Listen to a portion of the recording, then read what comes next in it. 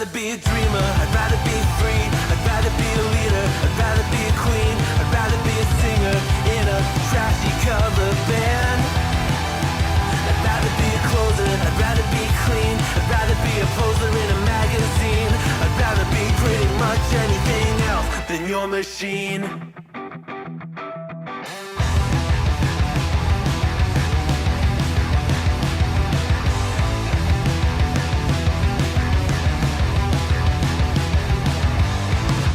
Wasn't always just a single shade, a palette full of gray in reverie.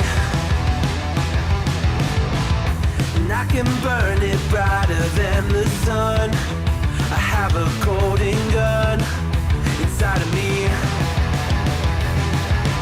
Don't box me in, don't, or I'll leave. I'd rather be a dreamer, I'd rather be free, I'd rather be a leader, I'd rather be a queen, I'd rather be a singer in a trashy cover band. I'd rather be a closer, I'd rather be clean, I'd rather be a poser in a magazine, I'd rather be pretty much anything else. And if I fall behind, ignoring all the signs,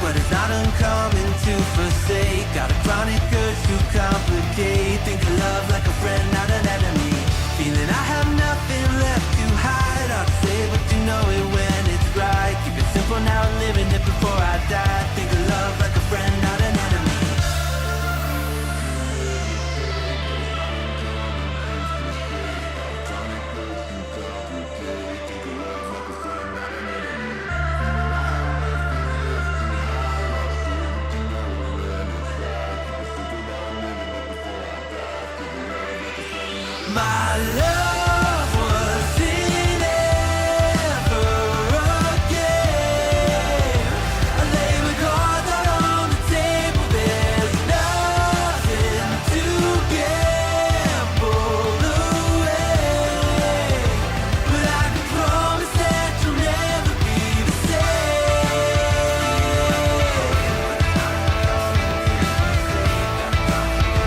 But I can promise that you'll never be the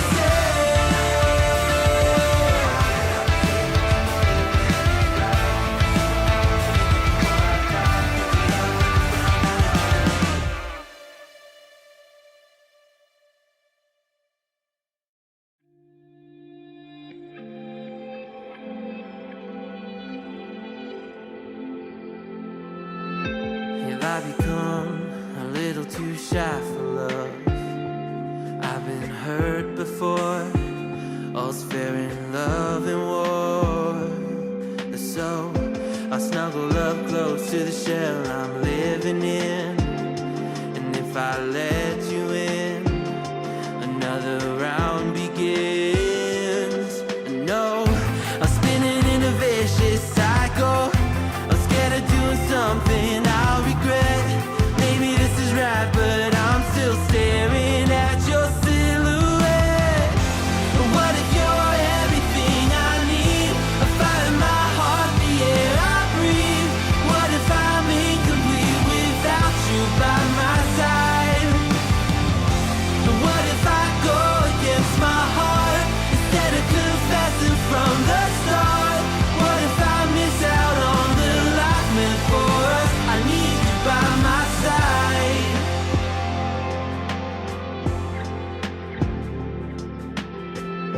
Should I be scared? The feeling's so different now. You got me floating here, a feather in the air. Oh, but when the wind blows, will I tumble or sail away? Or would you have me stay? And what if I escape? I know I'm spinning in a vicious cycle. I'm scared of doing something I'll regret. Maybe this is right, but I'm still staring at your silhouette. What if you're everything I need? A fire in my heart, the air I breathe. What if I'm incomplete without you by my side? What if I go against my heart instead of confessing from the start? What if I miss out on the life meant for us? I need you by my side, by your side. I'm not afraid. We found something that'll never fade. We can be ourselves and figure out the rest along the way.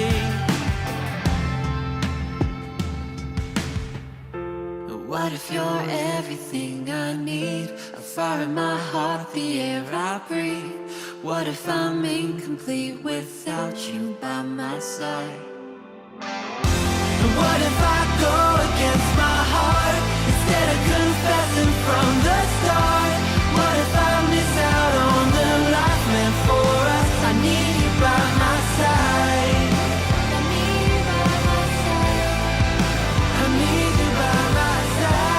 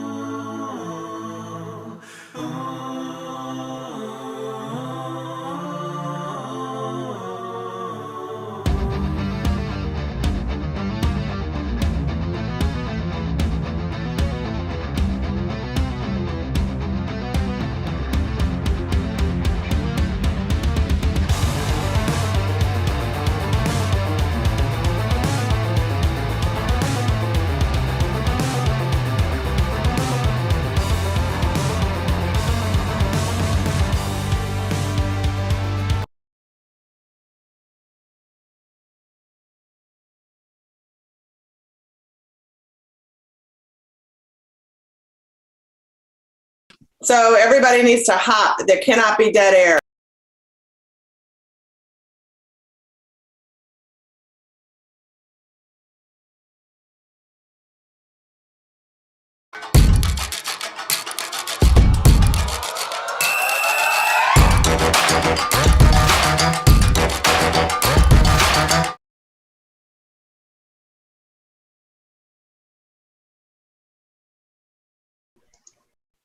Hey, everybody. I thought there was a pre-roll, but maybe we missed it. Because, we're here. We have no idea what's going on. Very exciting. Welcome, welcome, welcome. It is the big, gigantic national day to march and rally and talk about abortion justice. I'm Liz Winstead. I'm with my co-host, Moji Olive Odell. Hello. Anne-Marie Kahn. Hey. And this is Feminist Buzzkills Live. And for those of you that don't know what that means, we are sort of test driving a new show that will be launching December 2nd. Officially, it is going to be the weekly talk show from Abortion Access Front. So hit subscribe on your YouTube right now, because when BS is popping, we're going to pop off on the reg every Thursday. It's going to be awesome. And I'm super, super excited about starting that. But today we are covering this day of action, this coast to coast day of action. We're going to be talking to people live on the ground. We're going to be visiting marches. We're going to visit clinics, rallies in 22 states. We're going to hear all about the anti-abortion fuckery and learn about all the ways that we can help and we can take action to stop this shit. Amen. And if you miss any of the action, no worries. You can find all of these action items and these amazing people who have provided us with these online at www.aafront.org/local-actions. That's right. So it's like, I guess there's going to be people tuning in or not who have no idea what Abortion Access Front is. Why do they give a shit that we have a show? So maybe we should explain a little bit to folks like who we are, what we do, and why we decided to do this stream today. Who wants to start with letting folks know a little bit about like who we are, what we do? I'll jump in. We're a collection of feminists, of activists, of people who give a shit, who really basically decided to make giving a shit our full-time job. I mean, it feels like that a lot, We go to clinics, visit providers, we provide mutual aid. We talk about all of the fuckery that's happening around us. And there's so much, guys, literally keeping up with it is a full-time job. Trust us, we know. 100%.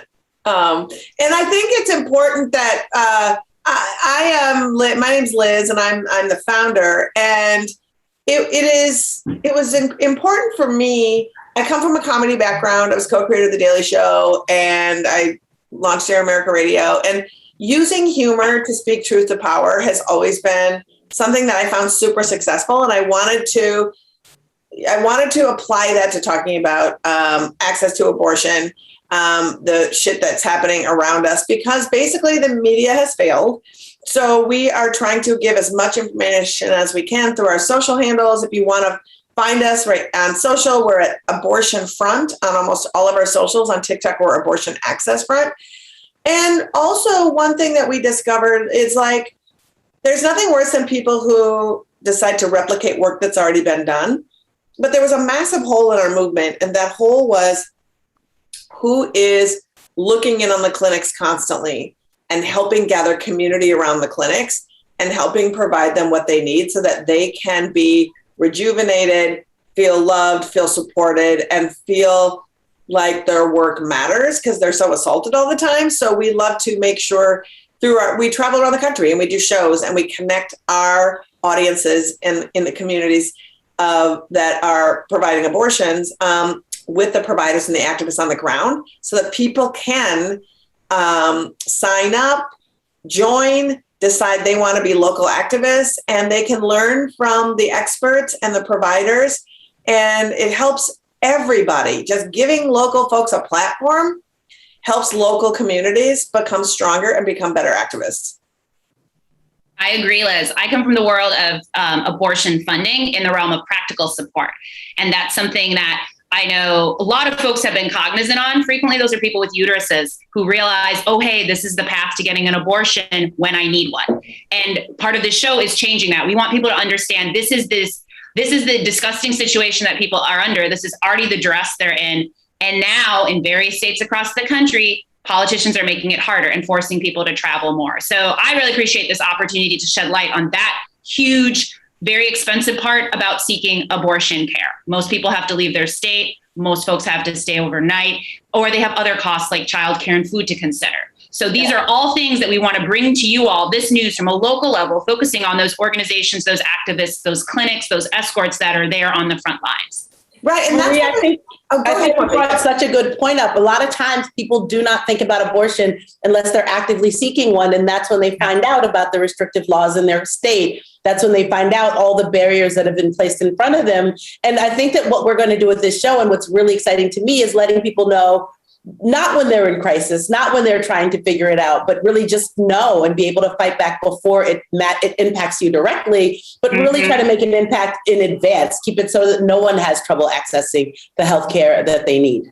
I kind of like to think of it as a dinner party where you stock your shelves full of all kinds of things, so that if you're having a dinner party, you're not panicked that you don't have the right thing and you don't know what to do. You have an arsenal in your cupboard with which to choose from of how you can help. And I think that brings us around nicely as to like why we're doing this live stream today, because when you plan a big ass national march, a lot of times it's sort of taps into your emotional space where you're at.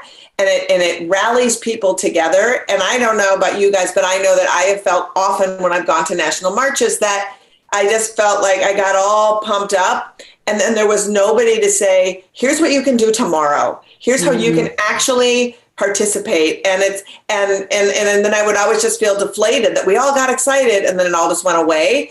So we wanted to take this time. We're going to be going to 22 different spots today and talking to people who are at rallies, who are working at clinics, because a lot of folks have a clinic day to day who are escorting or actually providing care, and they couldn't march. So we're going to take you around the country, and we're going to hear from people on the ground, tell you about what's happening in each state, so you can understand that even though you hear this shit about Texas, it's happening in every state but Oregon. Oregon's fine. So it's happening in all the other 49 states pretty much has some kind of bullshit happening. And so by watching our live stream, you'll get to know a lot of these incredible people doing incredible work, and they're going to tell you what you can do to help. And the best part is we're compiling a giant document on our website where you can go if you missed it or you're like, oh my God, I really love that person from, Albuquerque. What did they say? You can go to our website. If you just go to aafront.org/local is it local actions? Oh, wait. Oh, local actions. Yep. Local actions. And we're going to list everybody's name, the organization, a little bit about what they do so that you can decide where you want to give help. Also, if you hear something in the news like, oh my God, Texas, it's terrible. You can go to that document, and in that document we'll show you can just go to Texas and go, oh, I'm going to help here in Texas. So we feel really good about that. Yeah, I love when we give people action items and things that they can do to help and be involved. That gives me the warm. I feel like that's better than marching, right? That gives me the warm infection. Yeah, 100%. And I think that just we also have a lot of work that you can do on from Abortion Access Front as well, because one of the things that we do is actually support the people who are doing the work. So if you're like, how can I pitch in? We've got incredible programs like you can get together with your friends and adopt a clinic. If you have limited mobilities and you can't physically do a lot, we have a program where we can write postcards just of thanks to people and providers to tell them that we love them and that they're seen and heard. And it's really great. We're going to be talking a lot about our work. We're going to be talking a lot about what we do, and it's going to be incredible. So we have a long time today to talk all about so much stuff. And so before we do all that, we're going to start off meeting some really incredible activists.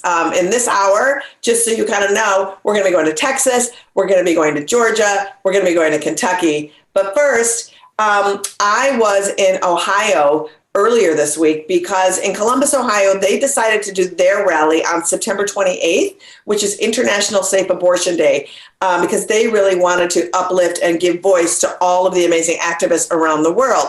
So let's roll that tape of me doing an interview with 3 incredible activists from Columbus, Ohio. We let folks know that we're rolling in a whole bunch of people who are doing all kinds of celebrating abortion justice and demanding abortion justice in their own right. And y'all are at a march in Columbus, Ohio on the 28th. Will you each introduce yourselves and talk about what you are doing in Columbus on the 28th and why the 28th? Hi, I'm Michelle. I'm with Women Have Options Ohio and Feminist Flag Corps. Hi, I'm Clarissa. I'm with Feminist Flag Corps. Hi, I'm Jordan. I'm with URGE, Unite for Reproductive and Gender Equity, and WHO, Women Have Options Ohio. And we are out here today on International Safe Abortion Day to tell the Ohio legislature that Ohio is pro-abortion. Period. Period. I love it. It's funny. I just got off doing an Instagram live talking about International Safe Abortion Day because I think a lot of people don't know that so many people who live in Caribbean countries, Latin American countries, Central, South American countries have some of the most oppressive abortion laws. And they started in 2011. They galvanized internationally and said, fuck this shit. Abortion needs to be safe internationally, and blessed for taking their lead. All right. So tell us a little bit about the shit that is happening in Ohio. I know like we don't have an hour, but the shit that's happening in Ohio, because I feel like we just don't report on the oppression that's happening in all the states. And I would love for you to give us a little bit of a thumbnail of what's going on there and what all of your organizations are doing to try to fight this shit.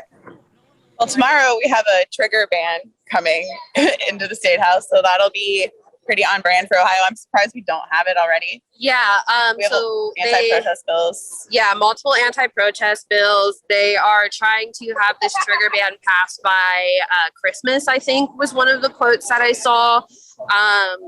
It's unclear if they're trying to bring something like SB 8 from Texas into the State House, but we already have multiple cities across the state that have introduced citywide ordinances that are just like outright banning abortion. So things have not been great here in the heart of the Midwest. I believe that is real.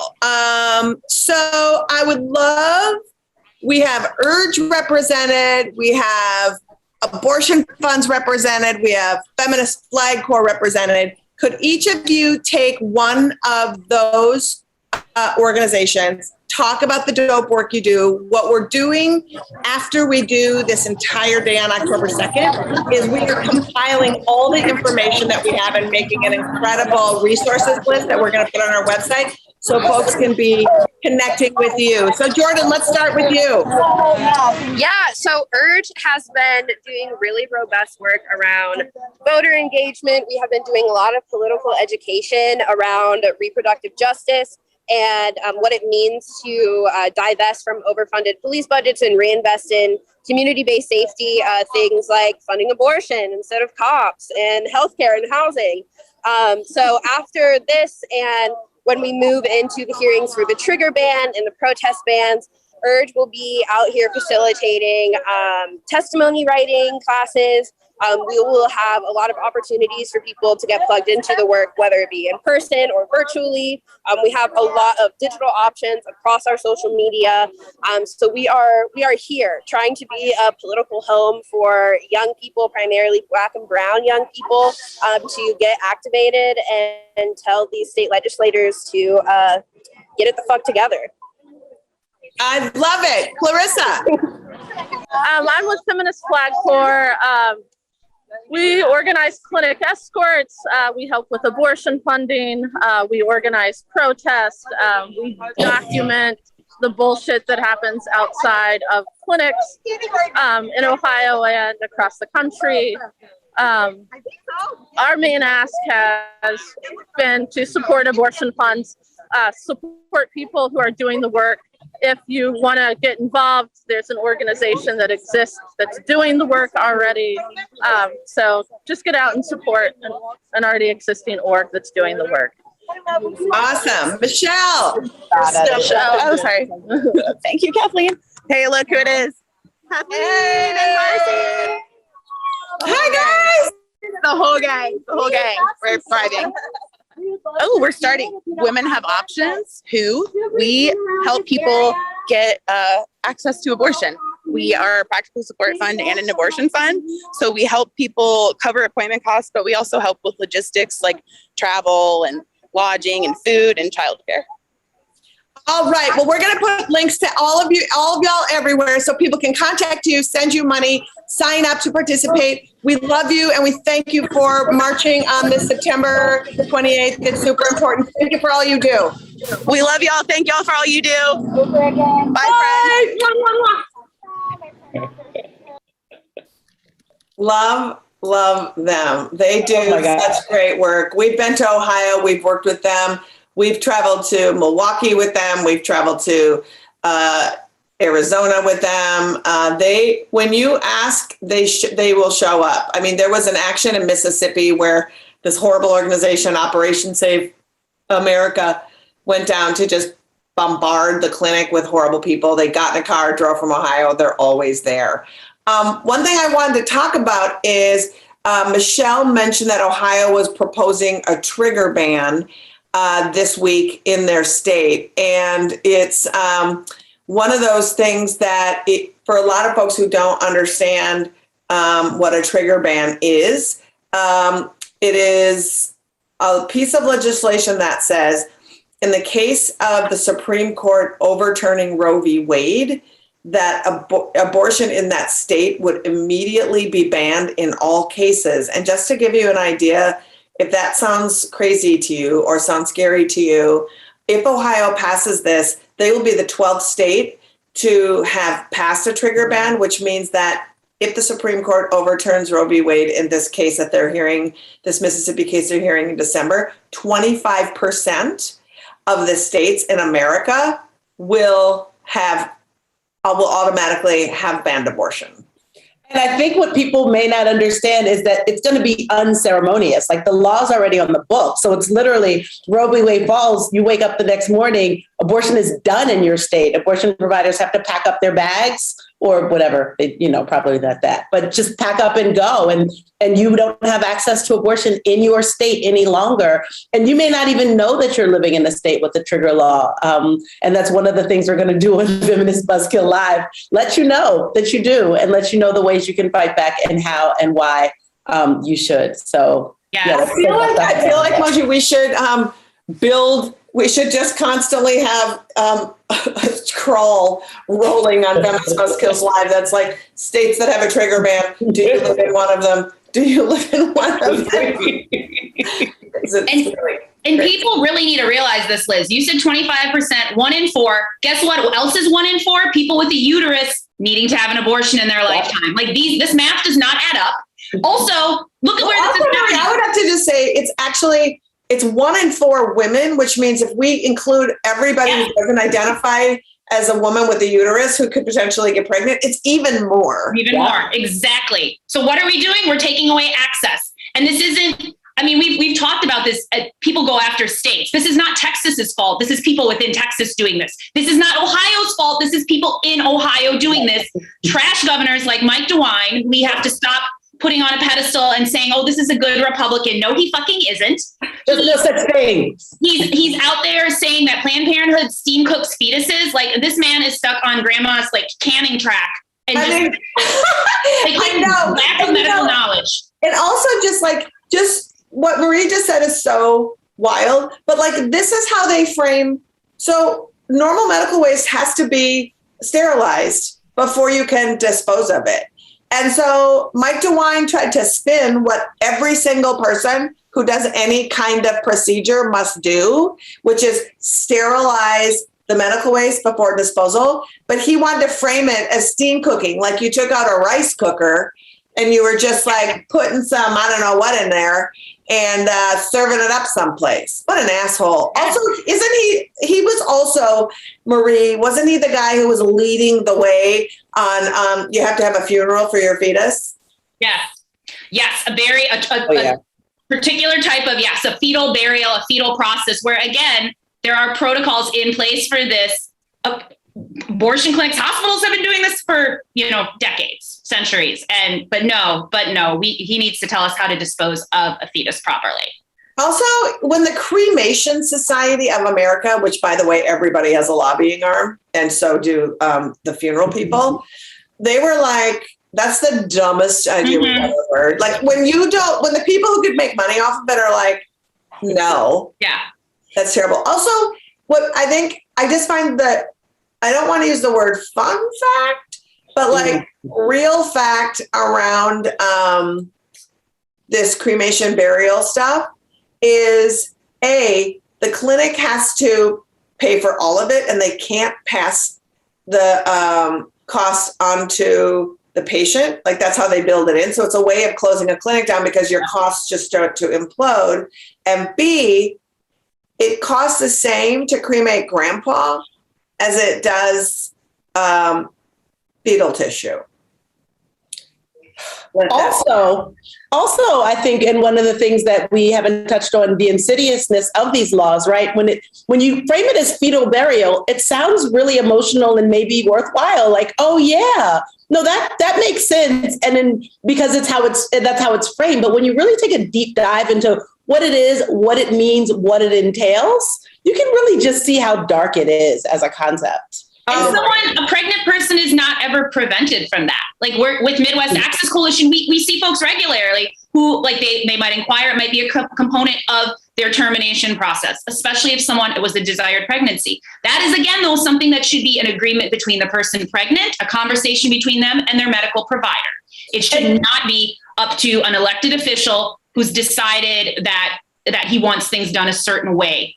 And a lot of people are like, this is absolutely not a thing I want to be involved in. This is absolutely not what I want done with my medical waste. I don't want this done with my molars when I'm done with them. I don't want this done with any parts of my body. Like, please do not dispose of the things that I've decided no longer suit my body. Like maybe, you know what I mean? They don't need to be buried. Just like steam cook them. Well, and I have to tell you that, fetal burial laws have happened around the country, right? They're very big, they're very popular, they're happening. And when Texas argued the fetal burial law, and this is just to give you an idea of the stretch of the state, it was like, the judge was like, so why do you want to do this? And the state was like, well, it's for the dignity of the fetus. And the judge was like, well, okay, so you presented that the only place that is willing to take these fetal remains and bury them is a Catholic cemetery. So what if someone's not Catholic? They didn't have an answer for that. But here's my favorite part. And the judge said, so if there's only one cemetery, how do we bury each of them? And they said, well, what we think people should do is just store them up in a freezer, and every 6 months we'll pick them up and put them into a mass grave. And the judge actually said, is that for the dignity? Well, the judge was hip to it, right? And I know that at one point the judge had to spin around and then just have their back to the people for a minute to gain composure. And so, this is the kind of thing where it's just so profoundly messed up that it feels like I don't even know where to start. And that's just the beginning of what I like to call abortion conspiracy theories, because I think one of the things that we are looking at in this day of action is how Texas drove us to the brink, and how we've all heard about this law right now, right? That has gone from, first of all, you are forced to have an abortion before you know you're pregnant.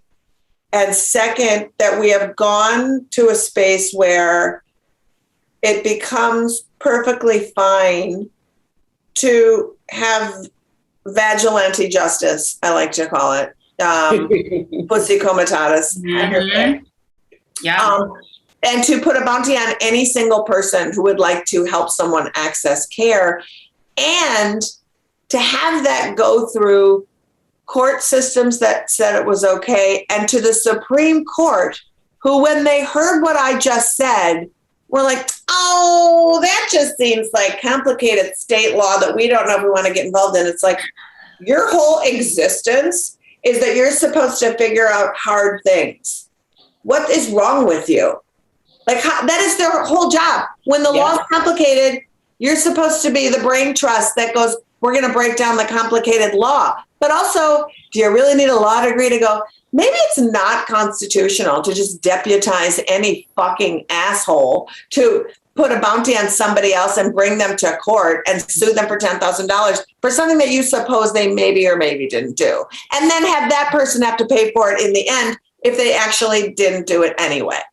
Well, I think, Liz, you talk about abortion conspiracy theories, which is one of my favorite things to talk about. But also, like, the point of these laws is the absurdity, right? It's almost like when you look at the fetal burial law, it's like, okay, either we're going to get the abortion clinics to pay for these burials that nobody wants, or we're going to get them to pay for all of these legal fees to fight this stupid ass law that makes no sense, that's grounded in a conspiracy theory about things that are not a thing. And either way, we are closer to our goal of bankrupting clinics and making care inaccessible for all. Exactly, Moji. Exactly. Yeah, and I also think there's a level of, with these laws, dehumanizing people who can get pregnant so that we can give permission to recategorize them as chattel. This is literally making a property claim basically on a person, right? Saying, and also just a lot of people I don't think understand that $10,000 bounty that we hear, that's the minimum amount, right? Like that's the least amount you'll pay if you're found guilty, that you pay as the person, not the state, you.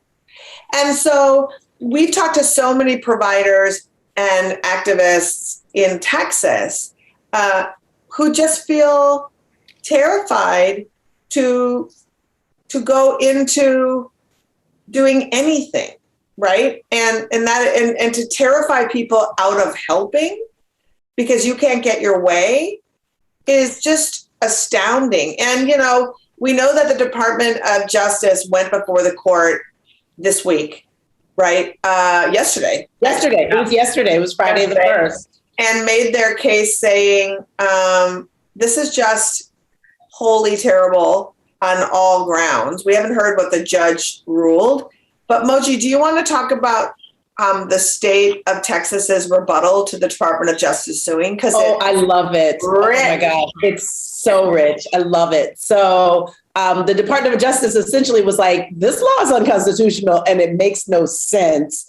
And the state of Texas was like, we hear you. We'd like you to put a pin in that for a second, because we're actually not breaking any federal laws. We are, in fact, stimulating interstate commerce because we're forcing people with uteruses to travel to other states to engage in commerce. So actually, this is a net win for everyone.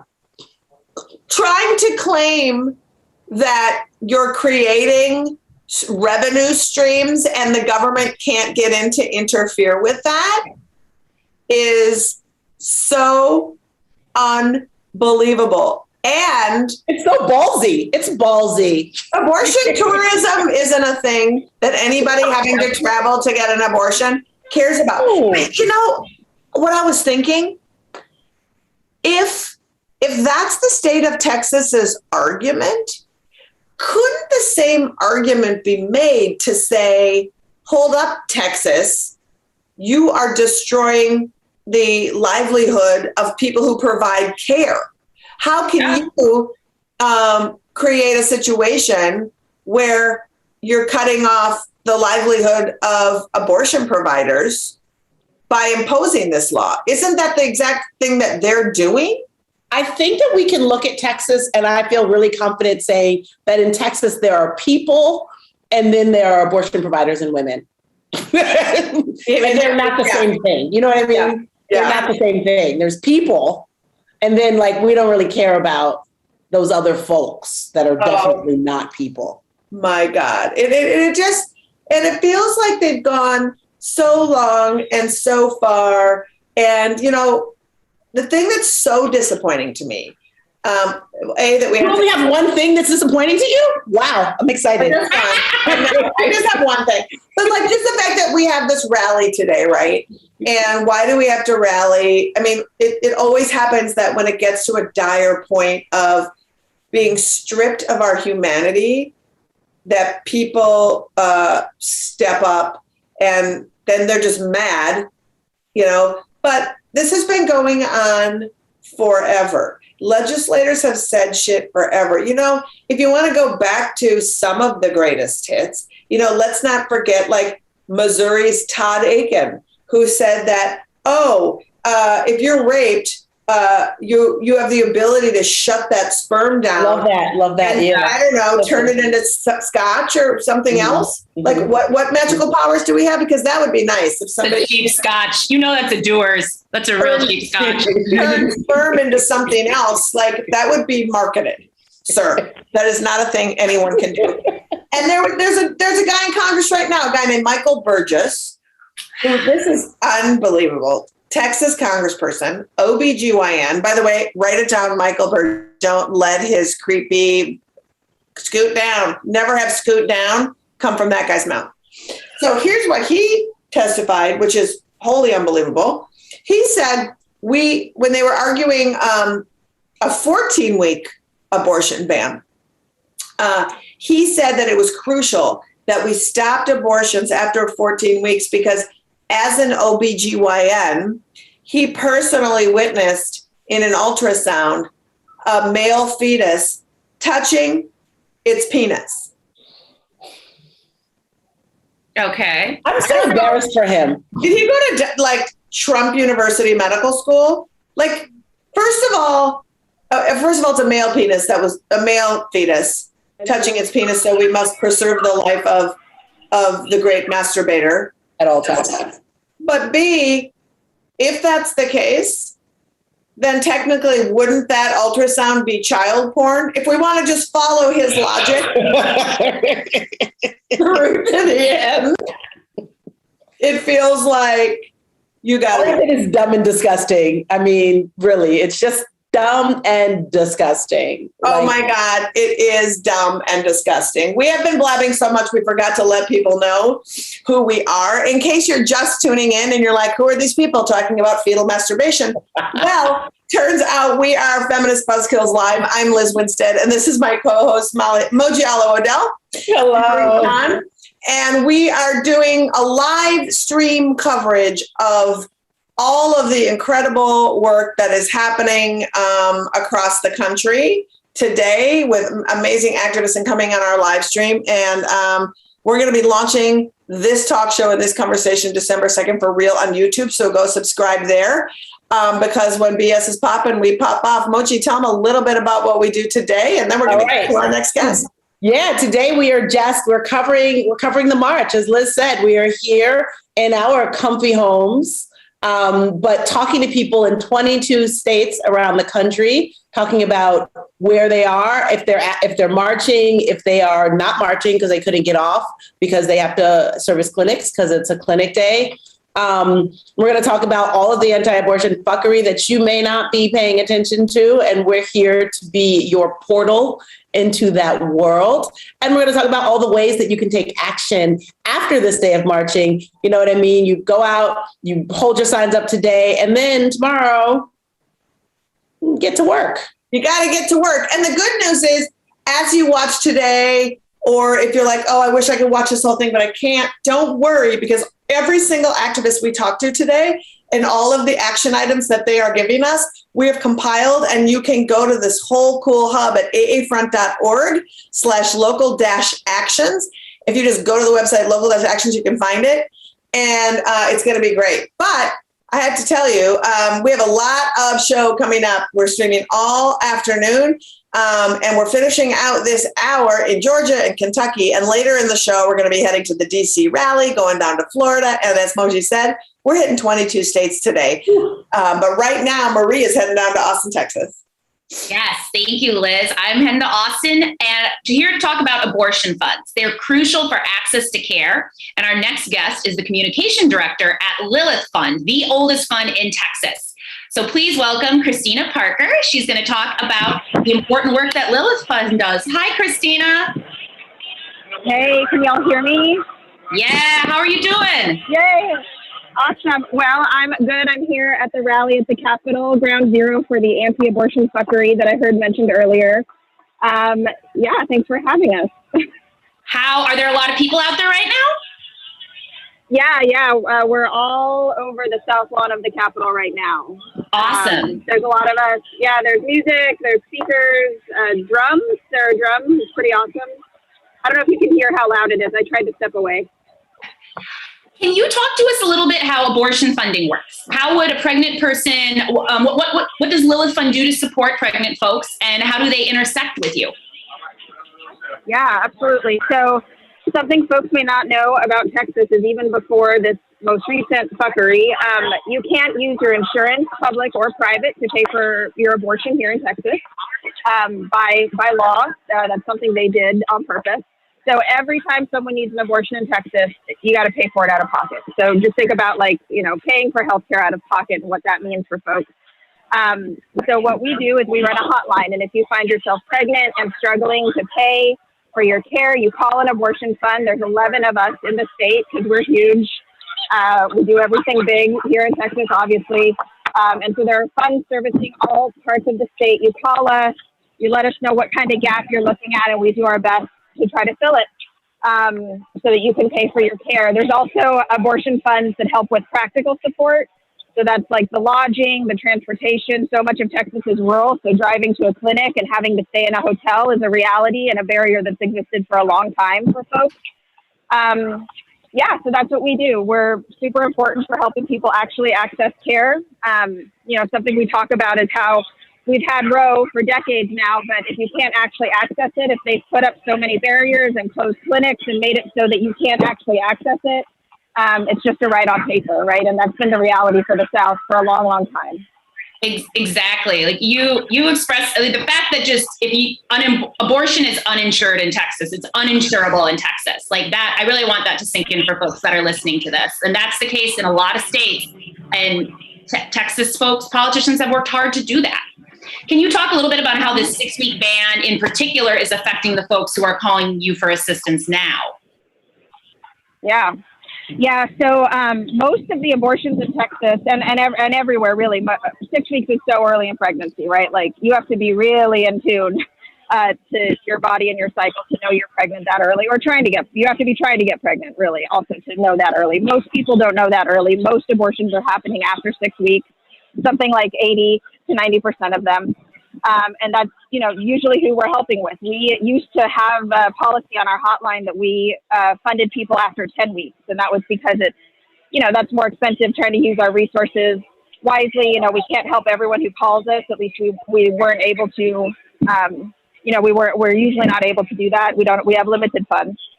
So anyway, most abortions are happening after 6 weeks. So this is affecting most abortion seekers in Texas. So something that's changed, though, is that now we're hearing from about half of the people we're hearing from are before 6 weeks, and so able to get their abortion in Texas, and obviously we're funding them. And about half of the people we're hearing from are after 6 weeks, and so they're looking at, I got to travel. Where am I going? Can you help me with that? And that's stressful for folks, obviously, and frightening and demoralizing and cruel to people to make them be pregnant against their will and have to travel. That is incredibly, incredibly frightening. And thinking too how this law has kind of planned for that and tried to continue to spread the fear and terror through the bounty component, where this legislation in Texas with Senate bill, it looks at us going after those folks who are assisting people needing abortions. What does that mean for Lilith Fund? How has that affected you all? Because that is what you are doing. You're supporting safe abortion care, safe abortion access. Yeah, that's us. When we first, when the law was first filed, this spring before it was, passed or signed or anything, we read it and we were like, oh, that's us. Like anyone who pays for an abortion or helps someone get it, and obviously providers, doctors are subject to this. We were like, wow, they're literally coming after us. And that's what the attack is though, right? It's like they've tried to make it palpable by making it so that they're not going to go after the person having an abortion. They're just going to go after their entire support system and the networks that we've built over decades.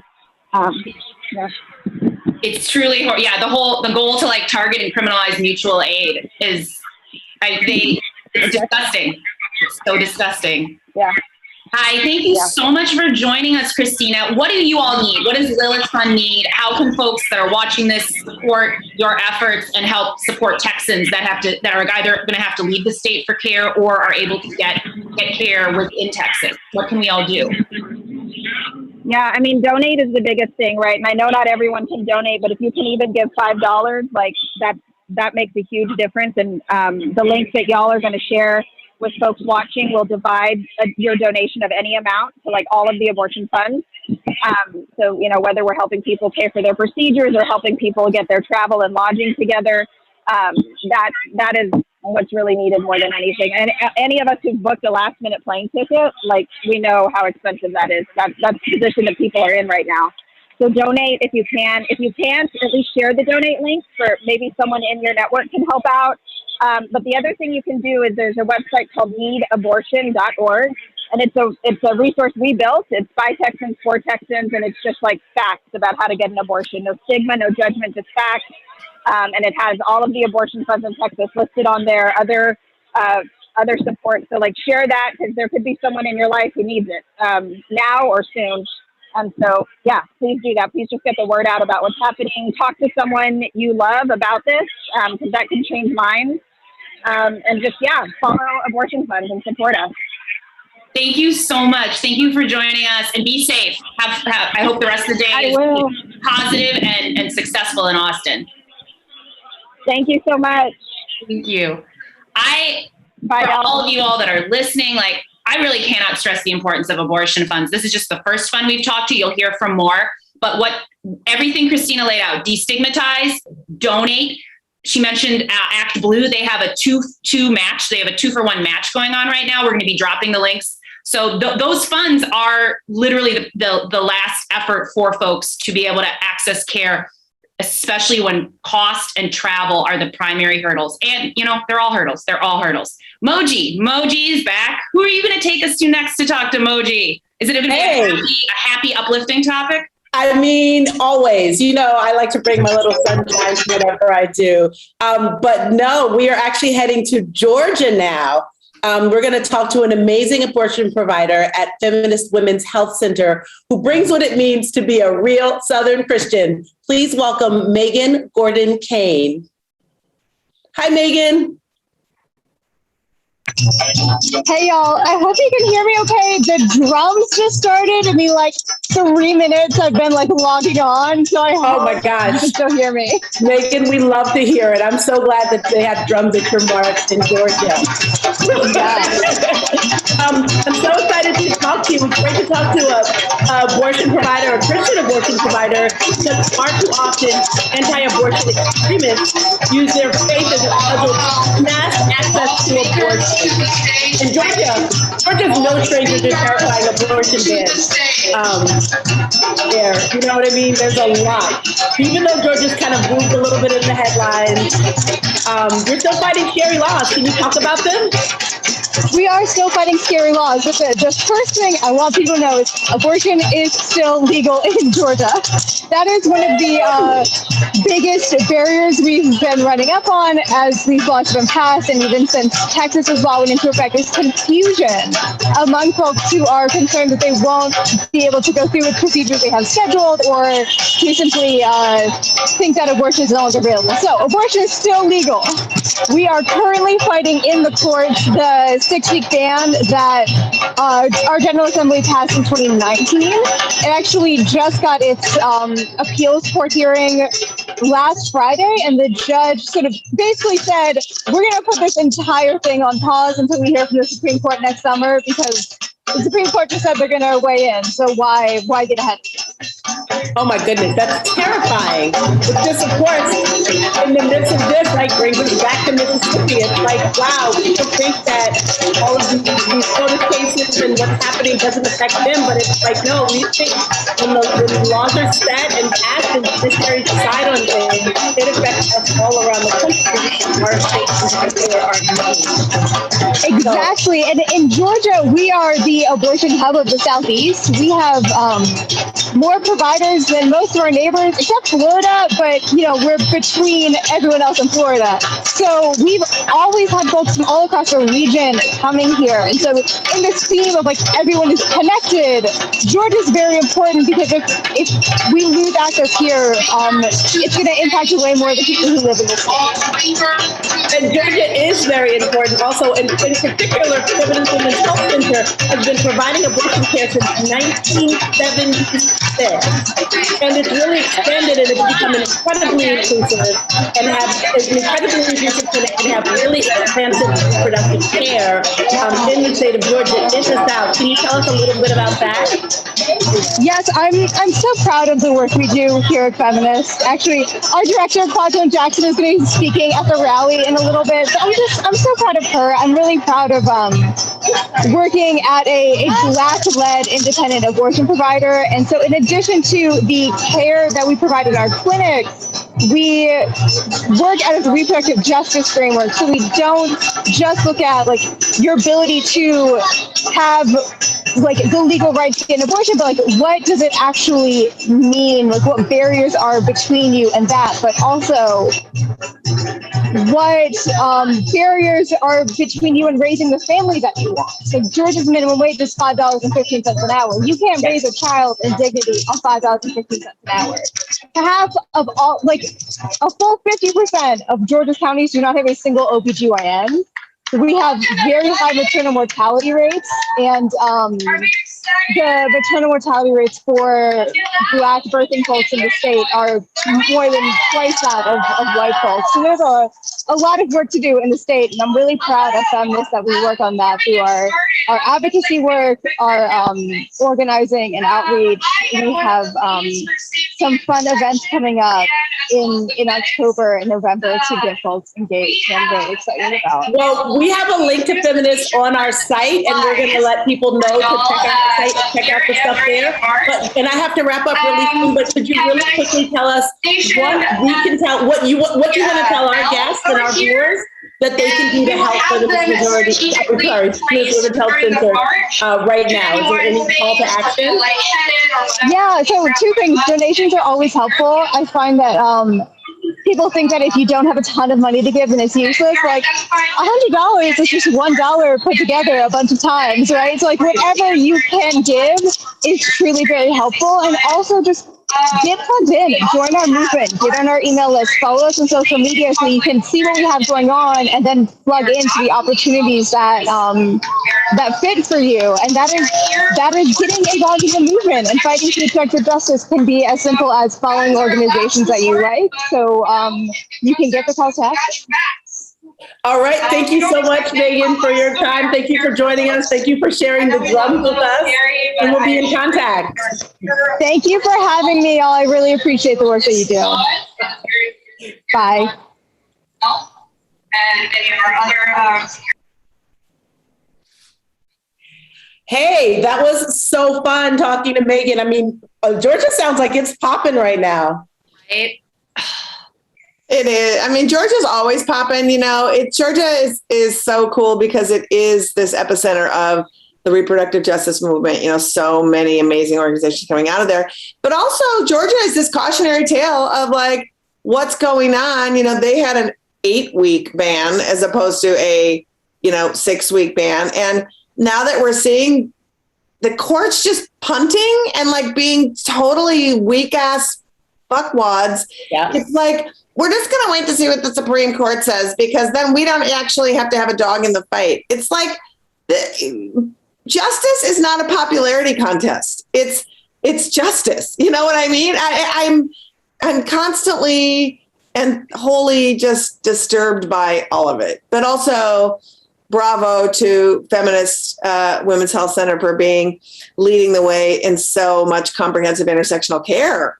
I love that she brought it home for us, right? She was like, no, we're not just an abortion clinic. We're here. We're fighting for reproductive justice. And one of the things that she didn't mention is the level of like trans care that they not only provide, but have been providing for at this point decades, which is wild. I know. It is. It's really, really impressive and really exciting. Yeah, it is. It feels very much like Georgia, like she said, they are often the gateway and the place that has more clinics in the South, except for Florida, than most, but they are closer to most states than Florida. So they're absorbing a lot of things as well. And so having these, oppressive adjacent sort of laws that we're hearing about all over the country happening in Georgia. And let's not forget, Georgia had some of the most reckless, hateful things happening around being proposed in their state nary 2 years ago. And that's what she was talking about, that they're just getting to like hearing them now. At least they're not enacting them while they wait, which is what which is what Florida, Texas is doing. So it's like, what are you even talking about? Marie, I think you are going to now take us to our next fabulous guest.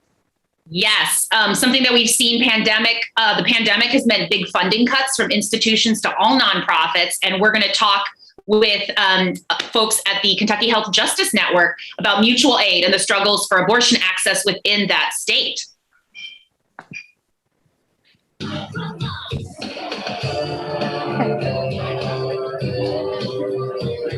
Hey, y'all.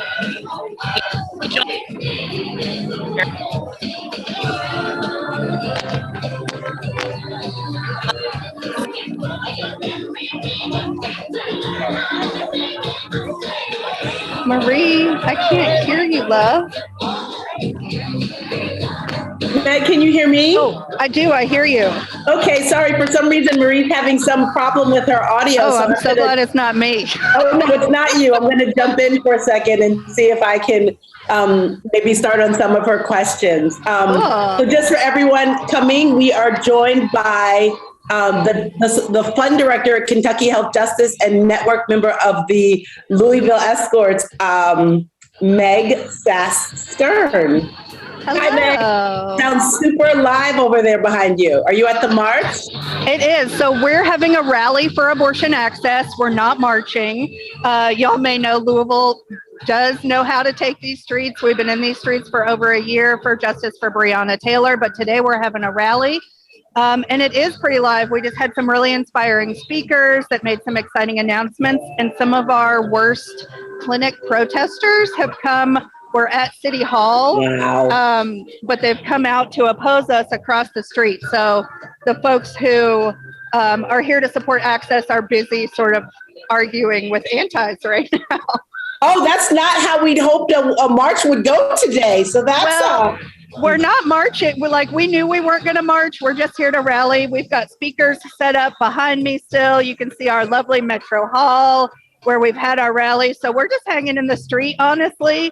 We're here with Sister Song. We've got Planned Parenthood. We have. I see that's one of our signs back there. That's right. I gave out 50 of y'all signs today. People were really excited to get them. Amazing. Yeah. So we're just having a rally. I love to see it. It is so fun to see that people are taking these rallies and making them really exciting and fun. I know one of the things we wanted to talk to you about because we haven't heard, I feel like people don't talk about it as much as we could, is how in COVID we've seen a reduction in support by major abortion funders.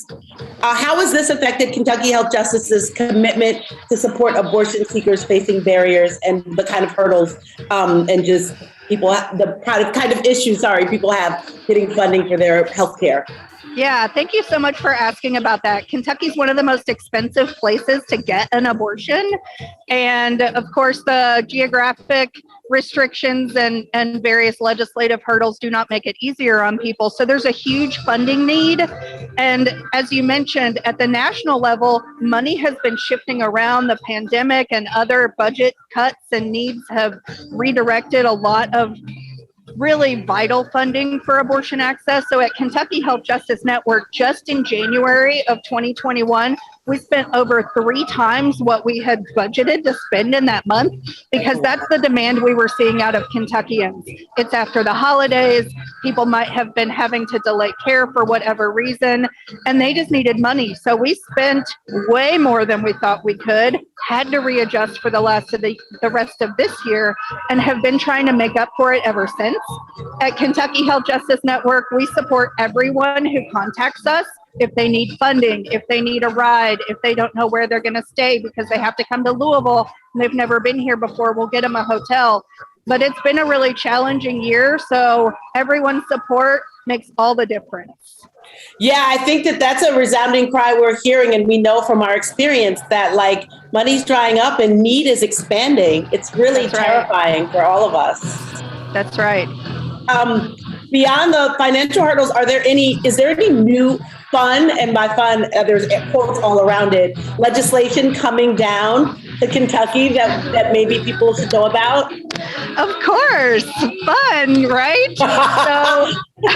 So our state legislature has a supermajority of Republicans ever since before 2017, but when we had a very hostile governor, they've made clear statements that they aim to reduce and restrict access to abortion as much as possible. So we already know that there will be a ballot amendment on our 2022 ballot that aims to ratify the state constitution to say that we do not guarantee access to abortions, which will just make additional attacks in the future that much harder to fight. We definitely already have a trigger ban. So if something happens at the federal level, our clinics will close.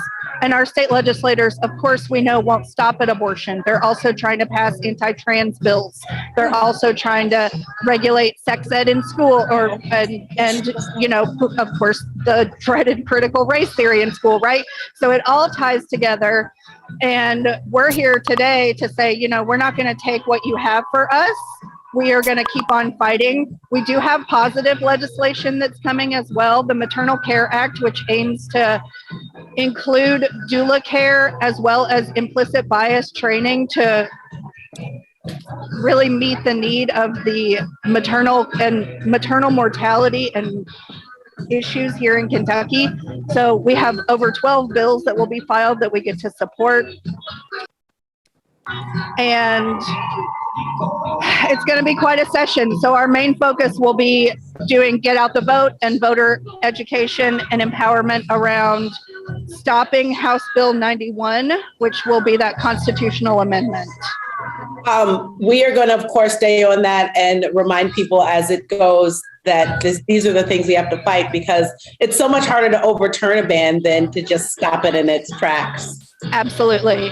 Just like it's so much harder to reopen a clinic, right? Exactly. Once the clinics close, we find that they don't reopen. I have to move soon, but can you tell us really quickly so that everyone can hear from you, what do you need at Kentucky Health Justice Network from people who could be watching our live stream?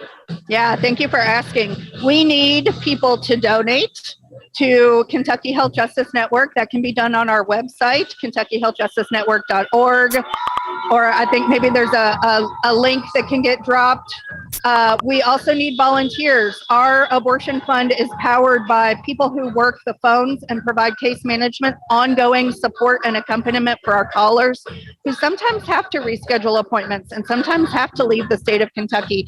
We will keep supporting people. So we need drivers. We need hotline volunteers, but more than anything, we need donations, and people can sign up to become a monthly donor. Even if it's $10, maybe it's $100. Maybe your employer can match your monthly donation, because those are the gifts that make a huge difference.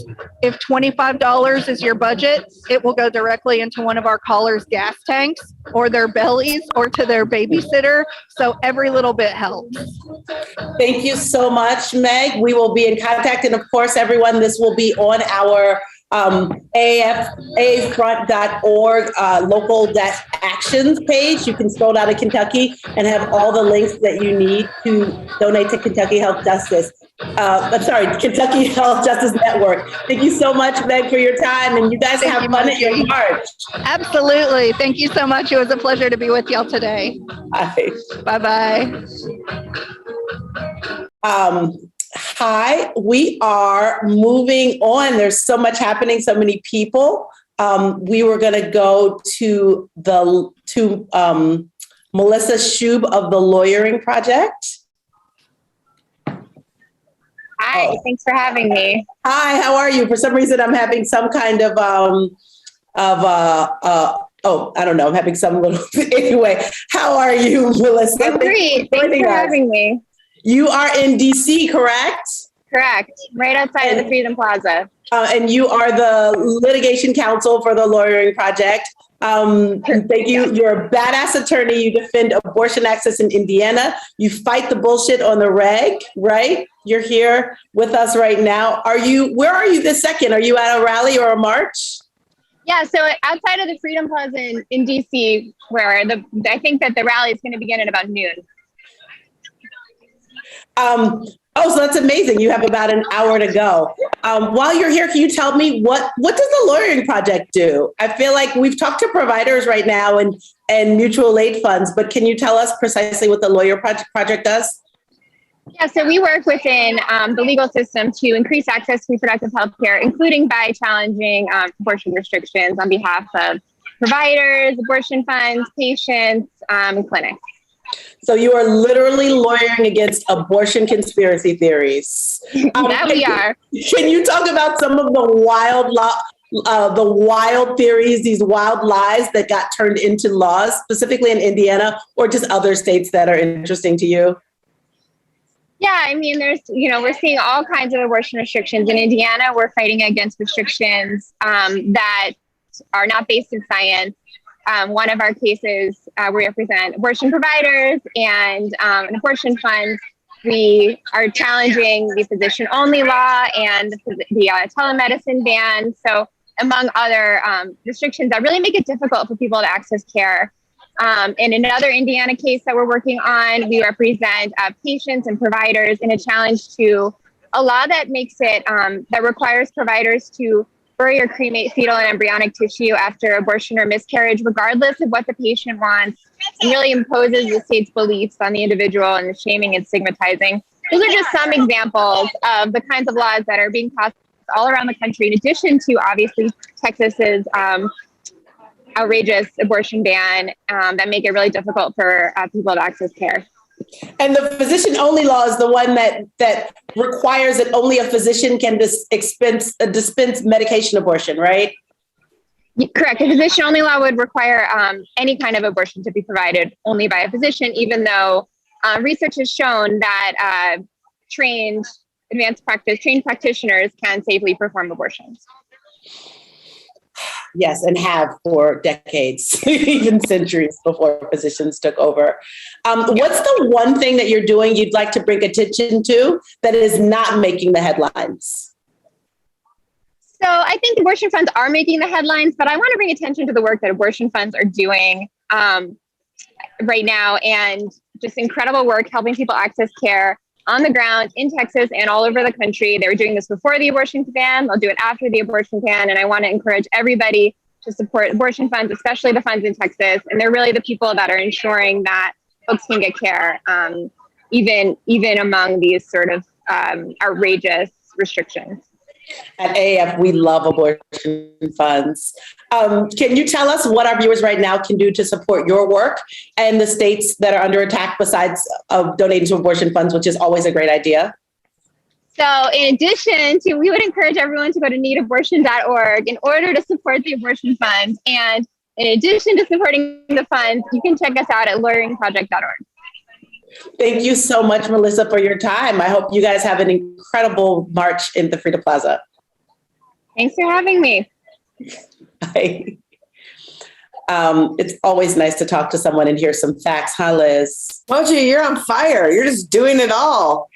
Everybody, it's like healthy, and then it's happening. You're just popping all over the globe like you have fancy jets. Liz, I love nothing as much as I love domestic travel. I mean, everyone, it's maskless. It's full of rage. It feels like an anti-abortion rally, quite frankly. That is what flying is like these days, full of maskless rage. Oh, Maria, are you back with us? Can we hear you? I'm back. Can you hear me? Back, baby. Incredible. The Lawyering Project, I just want to, I love that Melissa was shouting everyone else out, but I have to say the Lawyering Project does some incredible work fighting laws.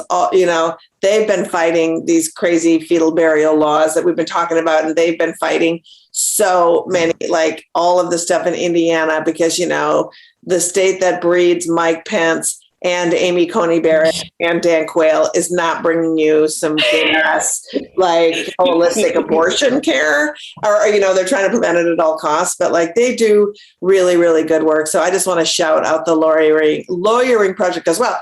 And also they're defending, as we talk about abortion conspiracy theories, like I want to bring them up occasionally because God knows there's a million of them. I love abortion conspiracy theories. I know you do, Moji. I know you do. Do you have a fave? My favorite is my current fave, because it changes day to day, like my lip color. Abortion reversal is definitely the coolest abortion conspiracy theory. And this is particularly the coolest because it's the most harmful, or one of the most harmful, right? Like fetal burial is annoying and expensive, but abortion reversal, which is this quackery that anti-abortion activists are pushing, that if you take an abortion, if you start abortion, medication abortion, and then halfway through it, you take a bunch of progesterone, you can stop mid-abortion.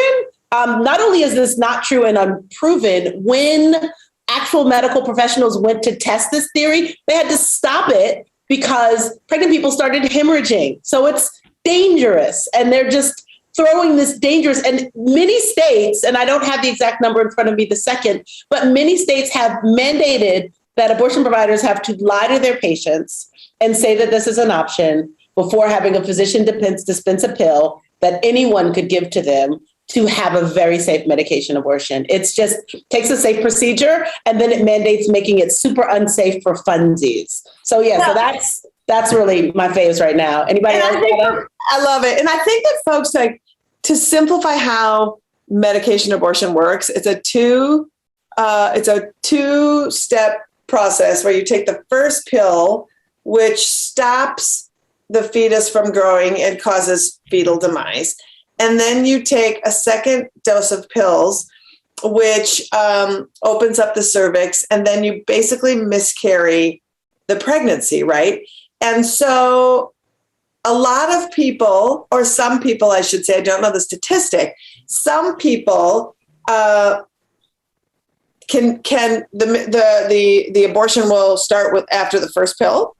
And then for some people it won't, right?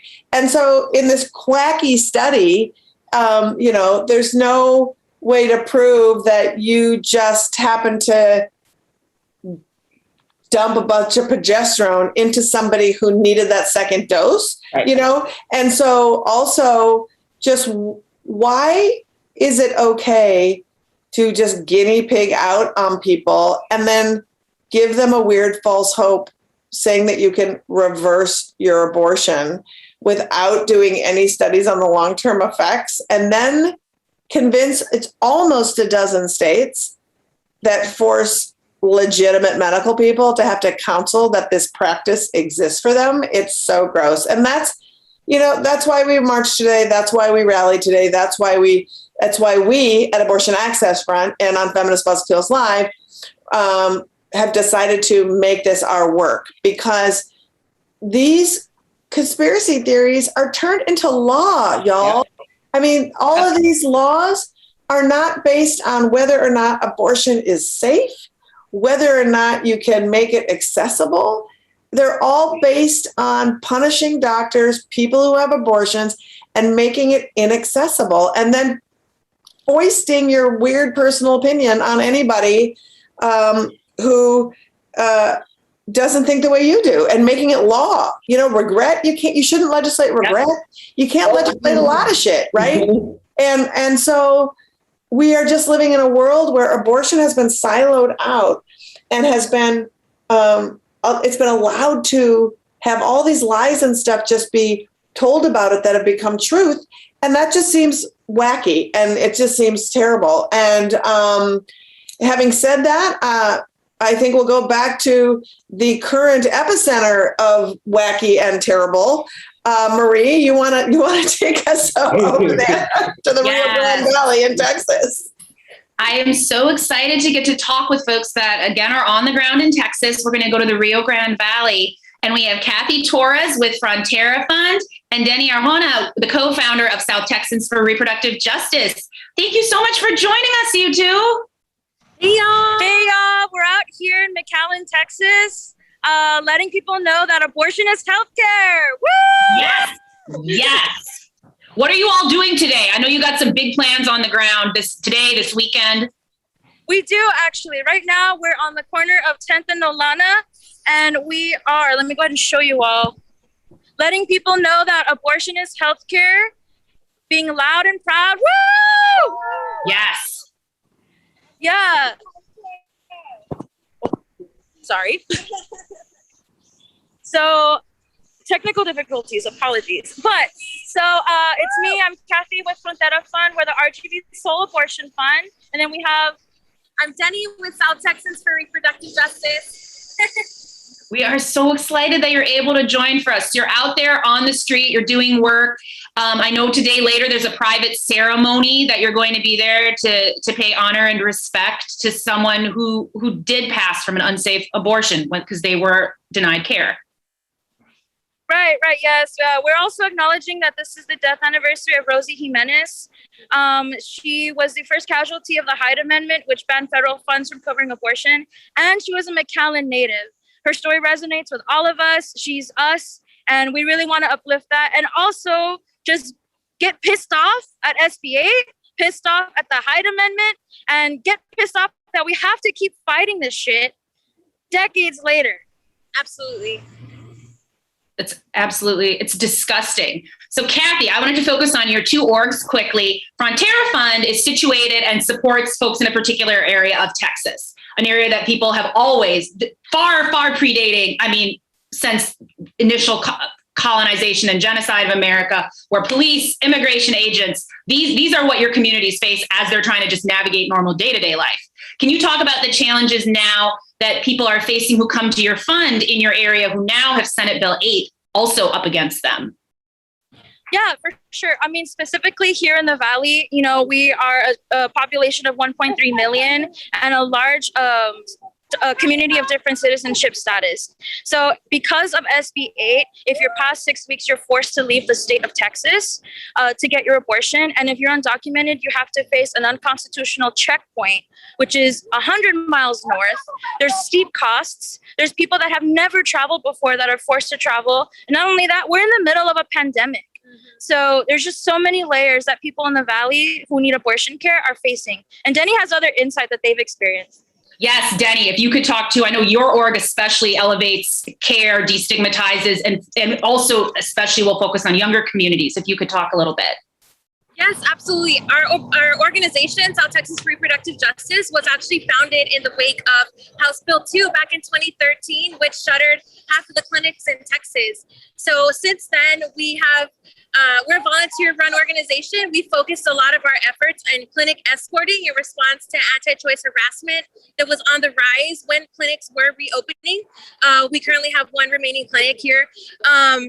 And then now in the wake of COVID-19, we've been offering free emergency contraception within the 4 counties that make up the Rio Grande Valley. And then especially after Senate Bill 8, we've expanded our care to include Laredo, which is Webb County. And we have expanded to include the 4 upper counties that surround the valley. And actually, since this bill has gone into effect, we have had a 25% increase in requests for emergency contraception. We, in this 1 month that it's been in effect alone, we have had 500 requests for a free Plan B. And so just a reminder, we are a volunteer-run organization that is working to meet this emergency need.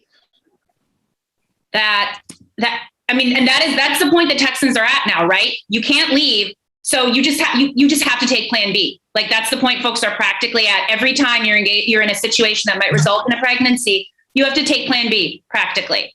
And that in and of itself, there's a big price barrier to get that for people.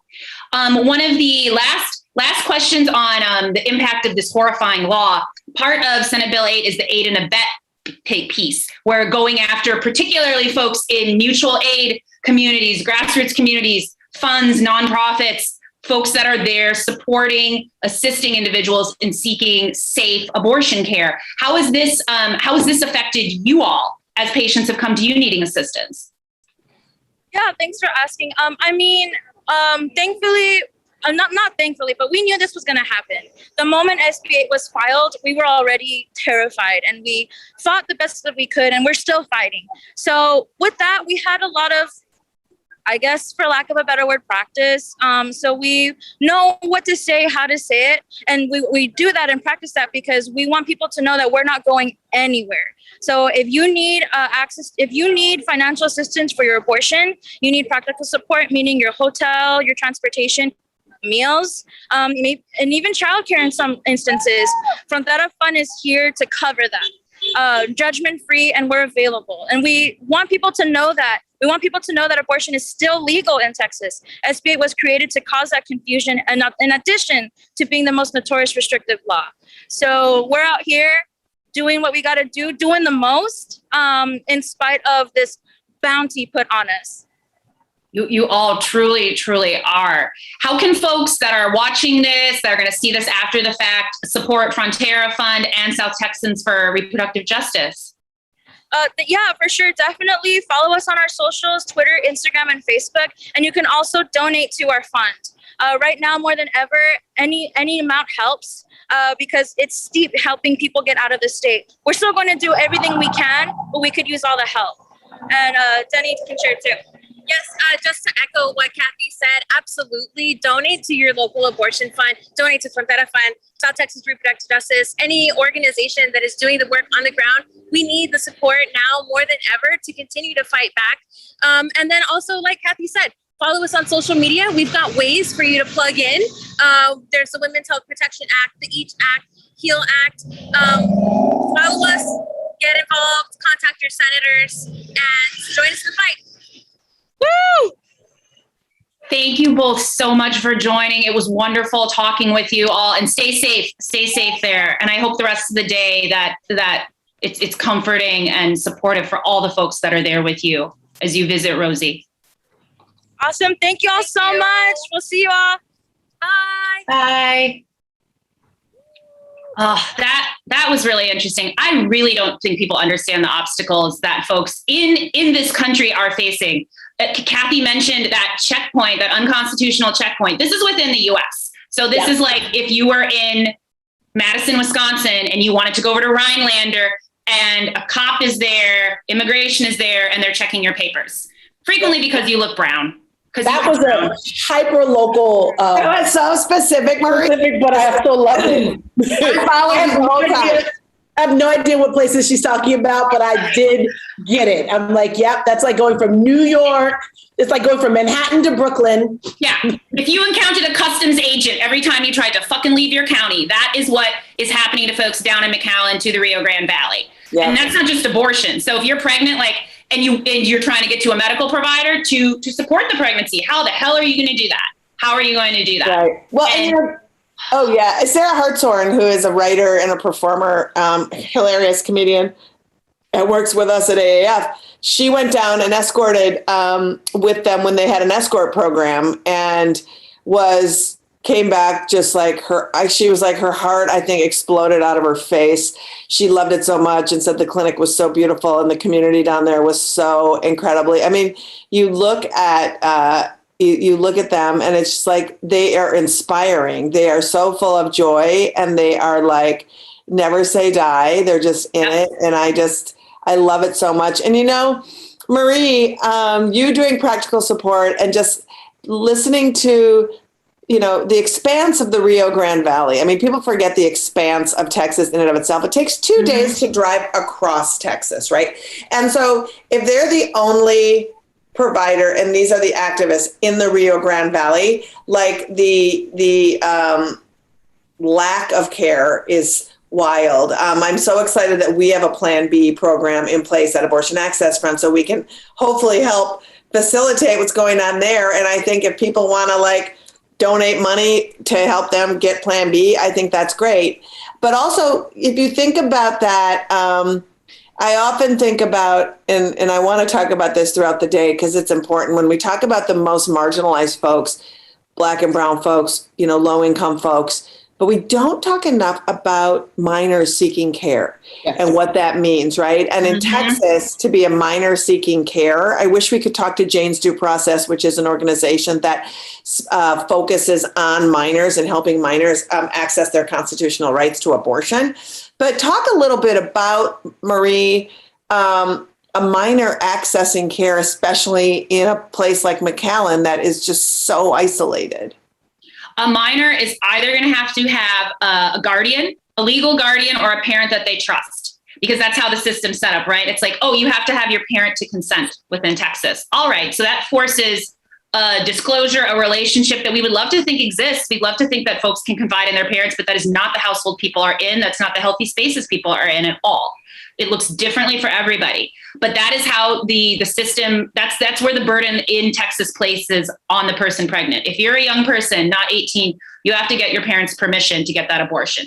If not, you have to work with the ACLU and go through the judicial bypass process, which is going in front of a judge, which is explaining, hey, I'm mature enough to make my own decision and not have a baby. Because the default, of course, is you have the baby. The default is that you are mature enough, not even biologically, because we've seen these laws. We've seen these egregious examples of children literally being taunted as they're walking into a clinic trying to get care. 12-year-olds, 11-year-olds, people can become pregnant at different points in their life biologically. So in Texas, you're forcing someone to either do that alone while they're working with a lawyer in the court process, and they're trying to go to school, and they're trying to be a young person who's growing up. They're navigating all these other things in their life while they're pregnant, or they're confiding in an adult and they're still navigating all these things while they're pregnant. Marie, how do you do that How do you do that in 6 weeks? I honestly don't know. I don't know how someone does it in 6 weeks. I don't know how someone does it in an area of 1.3 million with illegal checkpoints set up, with racism rampant, with providers not even available doctors not even there for regular pregnancy care, what should be part of the regular type of services that someone has available to them. Well, I was going to say, if I might interject a little bit of fun facts on a crappy thing that Texas didn't get passed when it comes to judicial bypass is a few years back, they tried to make it a law that in order for you to get your judicial bypass, it had to be in the county you lived in. Yes. Which meant if you're a person who's from a town of, 50 people, your family more than likely knows that judge. So then there's that. But also, you think that county clerks in every county in Texas even know what the fuck you're talking about? You think that county clerk is going to get the memo? Or you get some cowboy out person who's like, no, you can't have an abortion because, and it's and thank God that didn't pass. But in this new place and new world that we live in where any oppression is possible. Yes. And they come up with new ones all the time. I mean, all the time. And so it feels to me like these are the things that scare me. And like a lot of folks, if you'll remember from a few years back, when we started horrifyingly caging undocumented people and especially children alone, there was a case that came up of Jane Doe, who was a pregnant minor in Texas, who was able to, and I'm still unclear how this incredible person contacted Jane's Due Process and the ACLU, got funds, went through all of the state laws to access abortion. And the person that was running the Office of Refugee Resettlement was a vaginal crossing guard who was literally monitoring the periods of undocumented teens, was doing everything in his power to prevent this person to access care. And I think it's important for everybody to know that your status, your citizenship status, does not factor into whether or not you can have a legal abortion in America at all, right? And so that is something that can be known. But it's the thing that was maddening about it is it went through all kinds of court processes. No. And then it went to the Ninth Circuit, and the Ninth Circuit finally granted Jane Doe her abortion. But there was one dissenting judge on the Ninth Circuit that said she wasn't entitled to her abortion, and that was a judge by the name of Brett Kavanaugh, who made it to the Supreme Court, as we know. But it was harrowing. And the reason I bring that up is that Jane Doe got her abortion in McAllen at the clinic in the Rio Grande Valley, because that's where Jane Doe was. So, lots to think about when we talk about expanses and ruralness and documentation and just racism, and all of it just comes into play so profoundly that it's just really something. So, I don't know how young people do it. And Jane's the response to your question, Jane's Due Process is an org that helps sync up young people with the ACLU, and that works with them to keep them safe and as protected as possible while that young person is traveling within Texas or even having to leave the state now for care. That's right. They do that. They are there supporting those young people, and it's amazing, and it's difficult work, but they are wonderful. And the reason Jane's Due Process isn't on this call is because they are in Texas talking to legislators, folks directly, politicians, not Texas, in DC this weekend. They have a whole contingency out there. They have registered lobbyists. They're out there talking with folks, explaining this is what this is doing to people on the ground in Texas. This is a human rights crisis, a humanitarian crisis in Texas. That's right. And we're going to be talking more about just all the barriers, all the things, all throughout the day. But if you're just joining us and you're like, what's happening right now? I'm Liz Winstead. My co-hosts are Moji Alawodel and Marie Khan. And this is Feminist Buzzkills Live. Yes. And we're covering today's action. Like, we're just going coast to coast, talking to folks on the ground, visiting marches, clinics, rallies in 22 states, hearing about all the anti-abortion fuckery, and learning about all the ways you can take action from the people on the ground to stop the shit. Yes. And we are on all day. So if you miss any of this action, you have to tap out. No worries. You can find all of these items and all the information that these amazing folks have given us online. Go to our website, aafront.org/local actions. You can see all that. And now we are going to be heading to Ohio and Virginia soon. But first, I'm going to send Liz and Moji off to Jacksonville, Florida. Hey guys. Kelly, how's it going? How are you? Good. We are talking to like one of my favorite people on the planet, Kelly Flynn, who is the CEO of A Woman's Choice of Jacksonville, but also has clinics in North Carolina, in Raleigh, Greensboro, and Charlotte. Kelly, you're coming to us from Jacksonville, however. Yes. Okay, where are you exactly in Jacksonville? I am in Jacksonville, right in front of the Duval County Courthouse. Woo! So I had to park myself under the tree here because it feels like 1,000 degrees, and you can see. Can you see all the people? Yeah, gosh, that is so great. It's fabulous, so right? Exciting to see all the people and to see all the goings on, because it's really been so wild, and especially for providers in Florida, Florida right now is the most accessible place for abortion in the South. And so what has that meant, this Texas garbage meant for you in Florida? It's really, it's a wake-up call. It's an eye-opener of really what we have to do to stay engaged and stay active, and to be alert and present for our patients right now. The patients that we're seeing that are coming from Texas, that are coming from South Carolina, Alabama, Mississippi. I mean, we're seeing a lot more of these patients having to cross state lines. A lot of women that don't have the resources to even drive this far. So we're just trying to make ourselves as available as we possibly can right now. And we're also looking at Barnaby just introduced HB 167, the copycat bill of Texas to Florida. Yeah, we saw that. We were following that, wondering, do you think it'll pass? What do you think its chances are in Florida? Just, I know you're not a genie in a bottle, but just wondering if you have a temperature check. Well, I think that I know that the conversations they had the other day during a coalition call, they were trying to negotiate a 15-week ban versus the 6-week ban. But to be frank, I mean, I think that there's a lot of Democrats in Florida, and I don't think that this is I think that it's going to be so much pushback. I really think that DeSantis is going to end up scared and not sign it. So that's what we hope. That's our fingers. Our fingers are crossed, our toes are crossed, everything's crossed. Also, a 15-week ban is also unconstitutional. It is so unconstitutional. Especially at my clinics in Jacksonville, we specialize in second trimester abortions. So I'm the only woman-owned and operated clinic in North Florida that goes to 21 weeks. So talk about limiting access at 15 weeks, then what?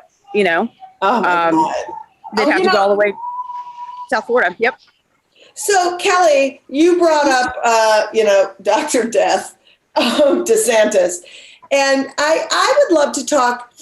We've talked to so many providers, and I wish I would have talked to you earlier, actually, about abortion provision during COVID, navigating a pandemic when your governor is denying and being horrible. How did you navigate all of that?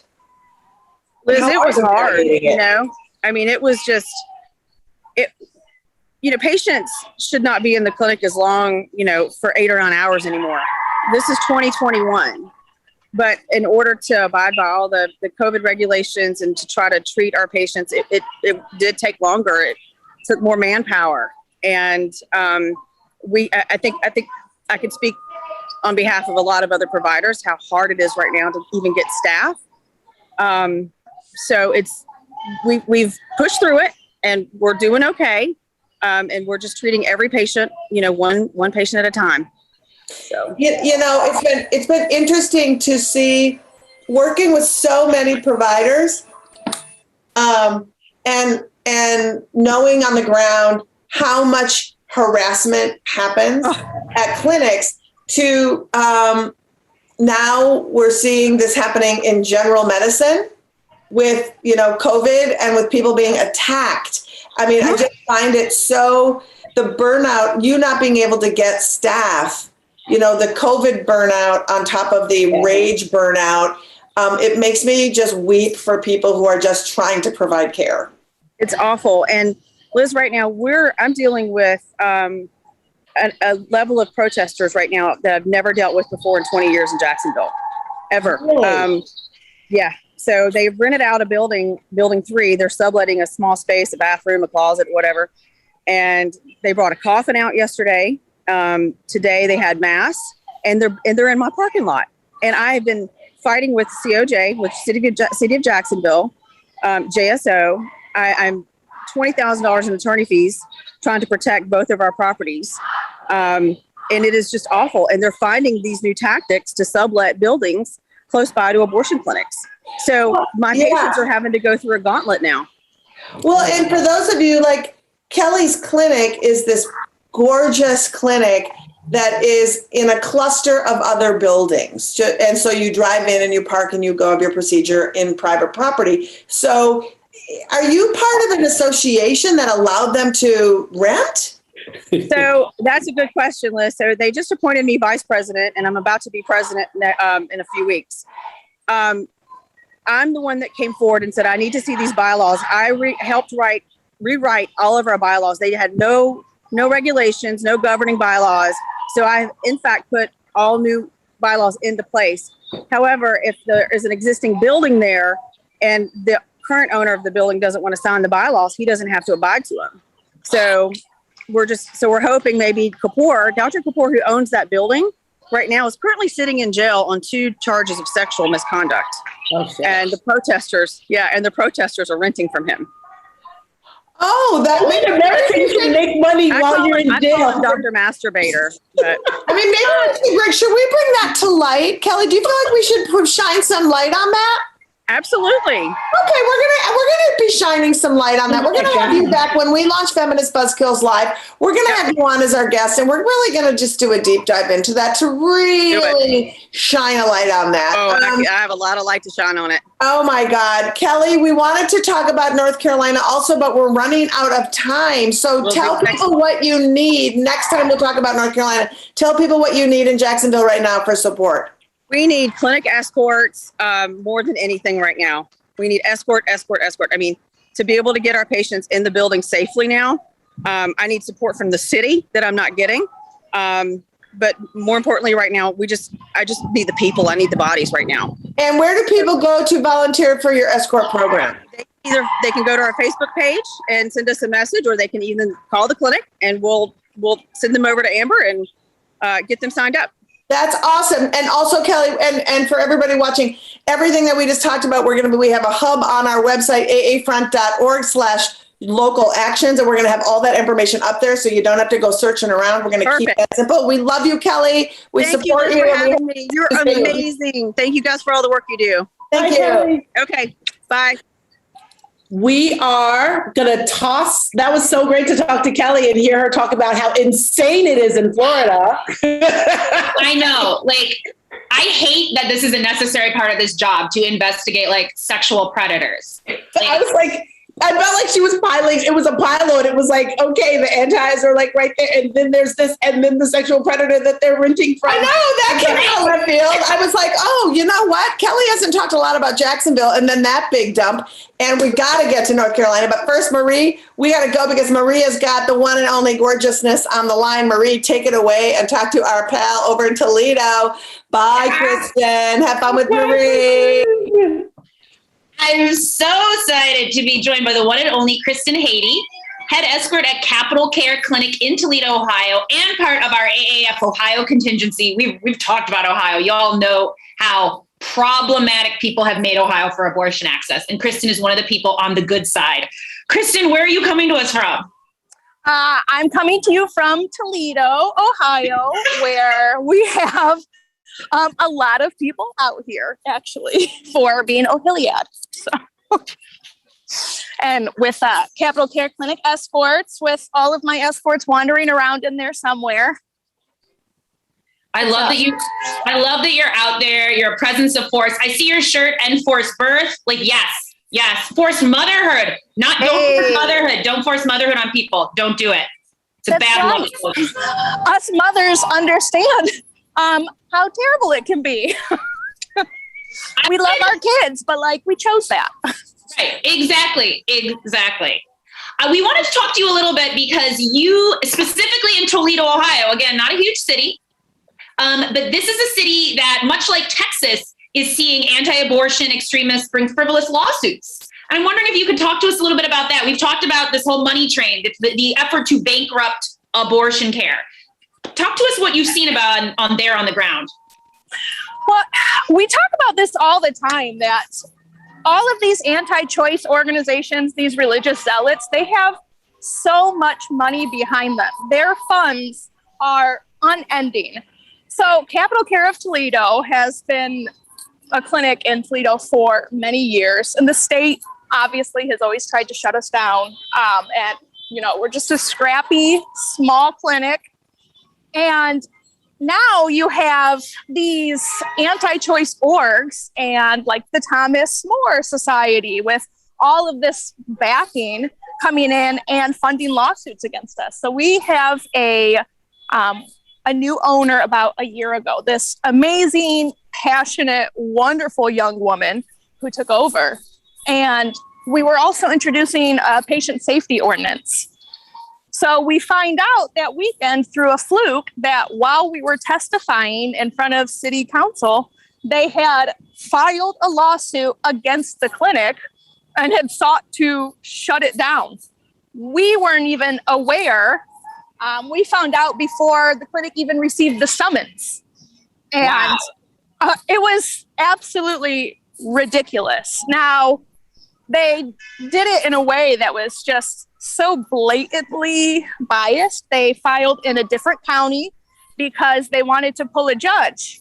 And this specific judge actually spoke at their Right to Life breakfasts. So they pulled that judge. They used the wrong Ohio codes. Like, the lawsuit was embarrassingly bad. Embarrassing.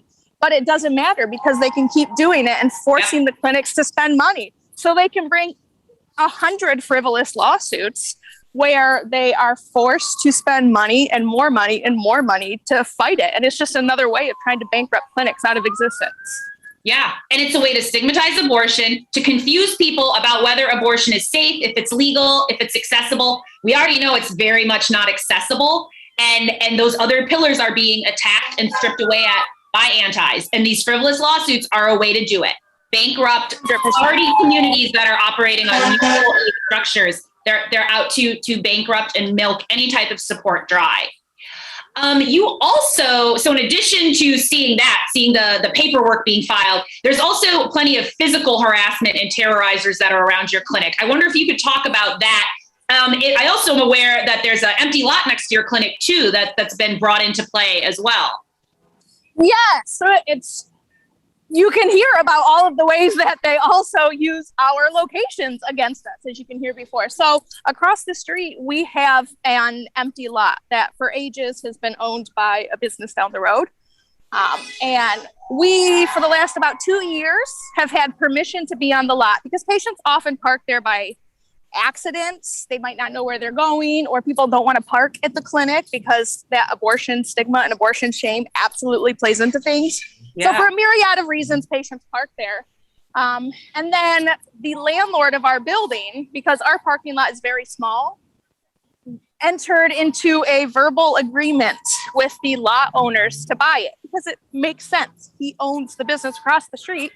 Anti-choice orgs begged him to go back on the deal and promptly sold it they spent $35,000 for an empty lot so that they could trick and harass patients. And that's exactly what they do. They put up signs that say, patient parking welcome. We have nice A-frames that said, no, they're not clinic parking at any time. So they had one made and put next to it after 8 p.m. Because if patients don't want to talk to you, why not trick them into it? Yep. So they have that lot. And then some of the we've had one protester in the last few weeks. About 2 weeks ago, he was mad and took up our big A-frame sign. It's not a small yard sign. It's an expensive A-frame. Launched it into the air about 8 feet away and damaged it because he was mad. When I very nicely confronted him about it, he proceeded to continuously walk directly into me, try and shove me off the path. And then just last week, one of my escorts was by the street, shielding a patient who was in their car, stopped at the light. There's about 5 feet of distance in the sidewalk. It was right at the corner. That same protester got so close, it was raining, that my escort was under his umbrella, she's very short, and his umbrella tangled in her hair, and she yelled out, and he proceeded to drag her down the sidewalk by her hair until she could detangle it. So this is the reality of their movement. It's they are violent and they can't control themselves. And how long until more of them take actions like this? How long until it's against patients or providers? We're easy because we are out there all the time, but it's not always going to stop with us. That's terrifying. And people have to understand that this is the situation for people seeking legal, safe care. I'm so glad, Kristen, that you're there, that you have, the Capitol Clinic has your escorts.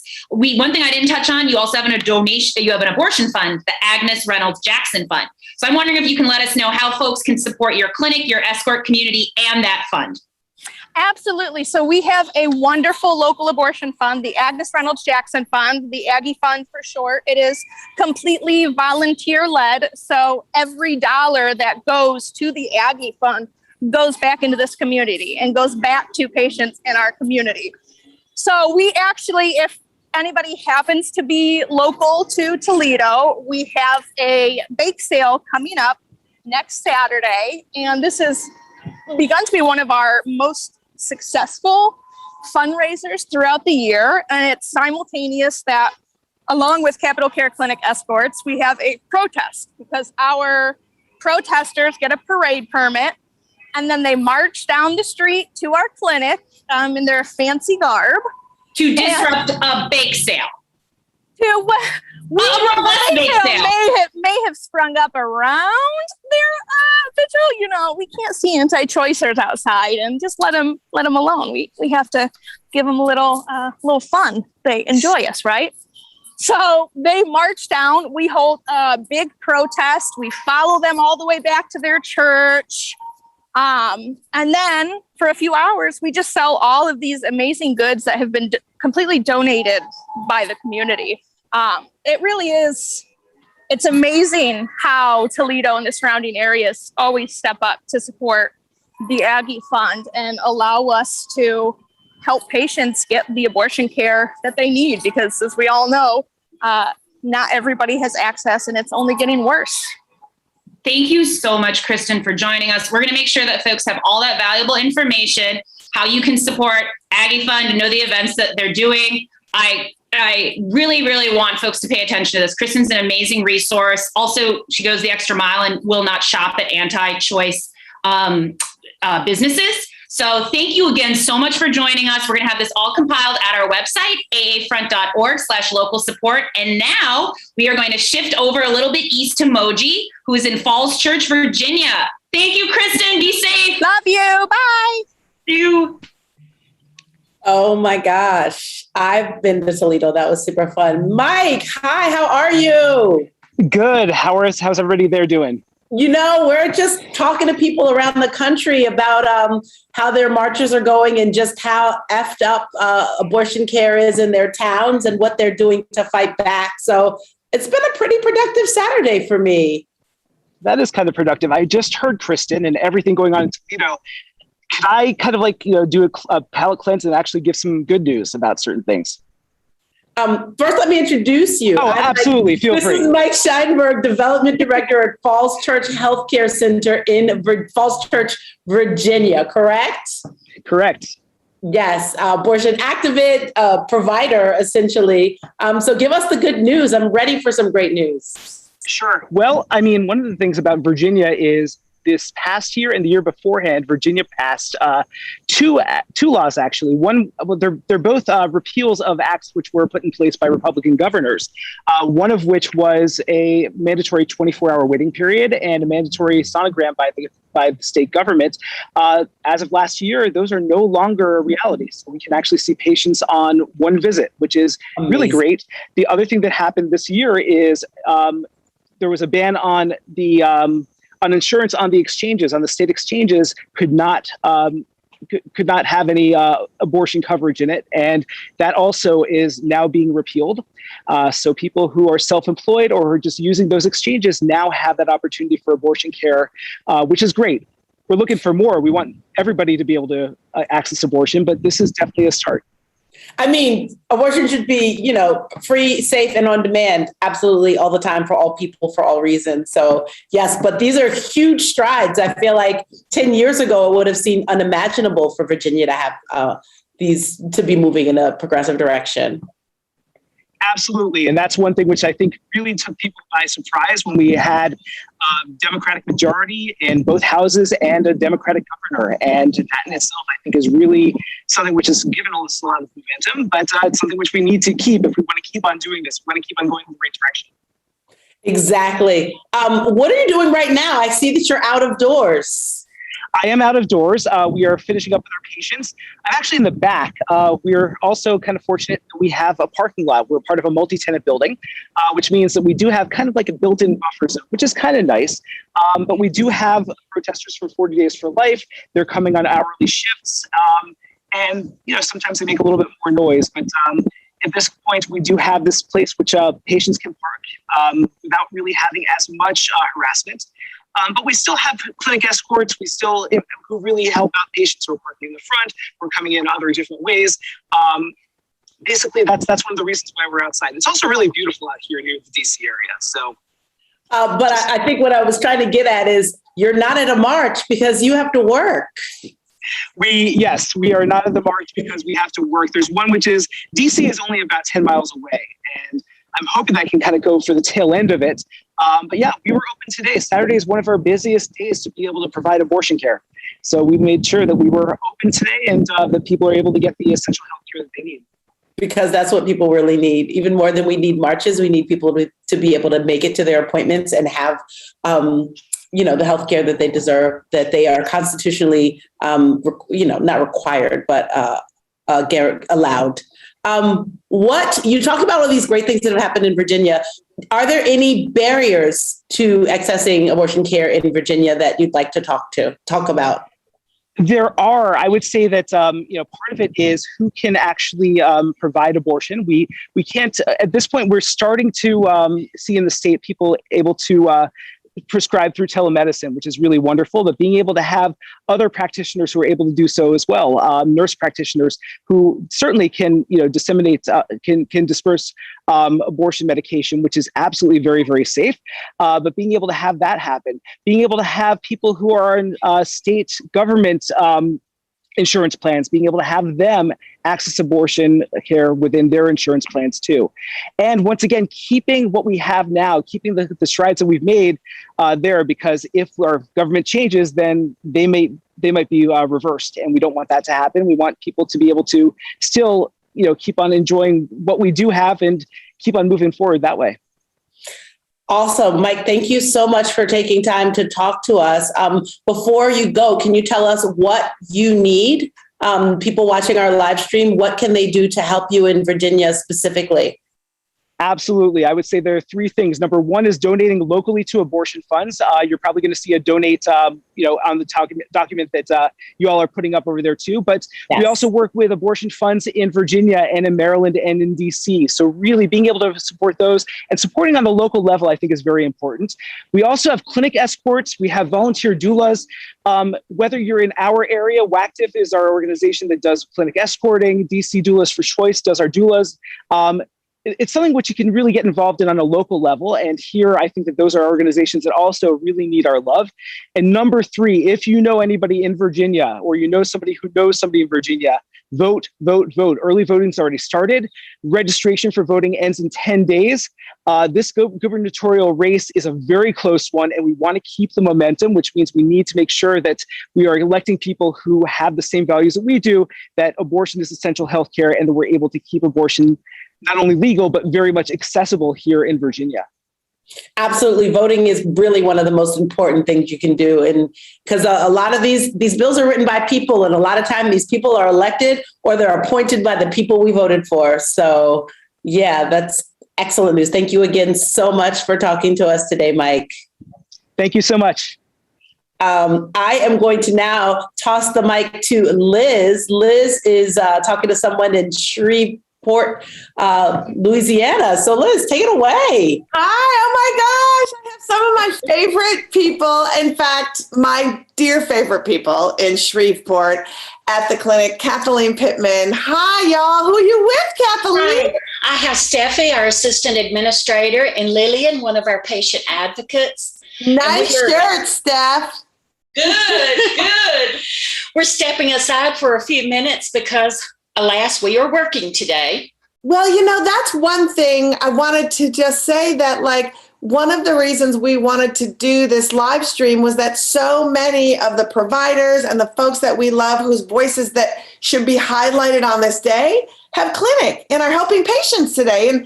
And so you're able to talk to us for a little bit anyway from where you are at the clinic and let folks know what's happening. So I feel eternally grateful to be talking to you. And I have to say, you've had a year, my friend, a couple of years. You just had Ida, your own anti-abortion monsters that 2 years ago had you at the Supreme Court. Yes. And you are a state that borders Texas. So it begs the question, how's your 2021 going, Kev? It's, well, kind of sucks thus far. And the bad thing is, Texas, SB 8 doesn't affect just Texas women. It's affecting us, our women as well, because they're seeing delays. So ultimately what is happening is not just Texas, but Louisiana women as well are seeing delays in care because we're struggling to get everybody fit in. Mm-hmm. And as we sit here today, I've been informed we have a cult of 40 Catholics outside chanting. However, we do have our supporters with signs. So that makes us feel better. And in case I can't say it later, we love you guys. We love you. Oh, we love you. And I think a lot of folks don't know, it's because of the lack of media coverage around an issue that literally affects more than 50% of the world we live in profoundly. People don't know that right now, the anti-abortion extremist Catholic organization called 40 Days for Life is mounting literally what it sounds like, a 40-day vigil that just goes to clinics. They bus people to clinics. They bus children to clinics. They just harass for 40 days in a row. Mike Scheinberg just made reference to it in Falls Church. They made reference to it in Toledo. You just made reference to it. It's so oppressive. And I'm just so sorry that you have to go through it. I wish we were there to take them on with your fabulous people. I wanted to talk a little bit about Shreveport. You're in Northwest Louisiana. I'm guessing you serve so many rural patients, right, where you are. We do indeed, yes. Right? So talk about the barriers of what it's like to be servicing folks who have to travel from such distances without very many resources. Well, it comes down to money, as it always has when it comes to abortion care. We all know women of means can go where they need to go to get the care they need. But what we're seeing are families struggling because most of the patients we see already have families. They're having to make childcare arrangements, transportation arrangements, cost of procedure, not just for themselves, but they have to have a driver the day of the procedure. So, and because we are so busy right now, there are delays. We're having to postpone some appointments, which we absolutely hate. So we're booked out till later in the month right now and having to revisit what we can do in order to get everybody seen. There aren't enough hours in the day. It's so true. And, I was thinking as I was preparing this interview, the last time I saw you was at the rally at the Supreme Court that you took on against a horrible Louisiana law that was actually just a repeat of another law that the Supreme Court already said, get the hell out of here with. And it was 2 days basically before the whole country went on lockdown for COVID. And it was the last abortion case that had Ruth Bader Ginsburg sitting on the court. Yeah. So I'm just wondering how you won that case. That case came out in your favor. But I'm wondering, have things changed? And what are you looking at now that gives you a little bit of pause? Well, for a few minutes we celebrated, and then we had to get back to work because since then, some more horrendous laws have been passed. Some have gone into effect. Some have not. Through legal action, we've challenged quite a bit. But right now, the abortion pill reversal passed and was signed into law. We just were talking about that earlier. I keep calling it abortion conspiracy theories that become law. There you go. Yeah, exactly. A new law passed affecting minors seeking judicial bypass that cannot get parental consent. What else has just passed that changed? Just the reporting laws. And how we report every abortion that takes place in Louisiana has to be reported to the Department of Health and Hospitals, and they have expanded what we're having to report to them. So, it's always something. And we still have laws that we are challenging that were passed several years ago, expanding 24 hours to a 72-hour waiting period. embryo cremation or burial. That's still being challenged. So, I mean, it's crazy times, people. It is crazy times. So, knowing that Louisiana is always under siege, you're a Catholic state, you have a Democratic governor who's anti-abortion, which is always problematic. A lot of Democrats who are anti-abortion. I want you to tell folks, how can folks help you? What do you need? First and foremost, always get out and vote. We need sane people out at the polls. We do have different nonprofits set up to help fund abortions for women in need. And at any of these, for instance, the Goldstein Fund, that is a local one, every bit of that goes straight to women who are short of the funds they need. And it might help out with travel. It might help out with the cost of the procedure. So what else? Keep our clinics, keeparclinics.org. Helps out with independent clinics. Yeah. Great. Kathleen, we also are, we have on our website, we're compiling a list of all everybody's needs. So if she just said it fast and you didn't catch it, don't worry. You can go to aafront.org/local action and you can go to Louisiana. It will list those funds. Kathleen, I hope I get to see you very soon and give you a hug and share a glass of wine and celebrate. Love you so much. Thank you so much. Thank you for the work you do. Bye-bye. Bye-bye. Thanks. If you're just joining us, hi, everybody. I'm Liz Winstead, and I'm back with Moji Olive-Odell and Marie Kahn, my co-hosts. You will meet Marie in a hot second. This is Feminist Buzzkills Live. Hi, Moj. Yep. Today we're covering the Rally for Abortion Justice, coast to coast, talking to folks on the ground, visiting marches, clinics. We've already talked to a bunch of really great people, and we will continue talking to really great people today. That's right. And people from Philly, Charlotte, Memphis. But first, Moji and I are heading over to Waco, Texas. Woo, Texas!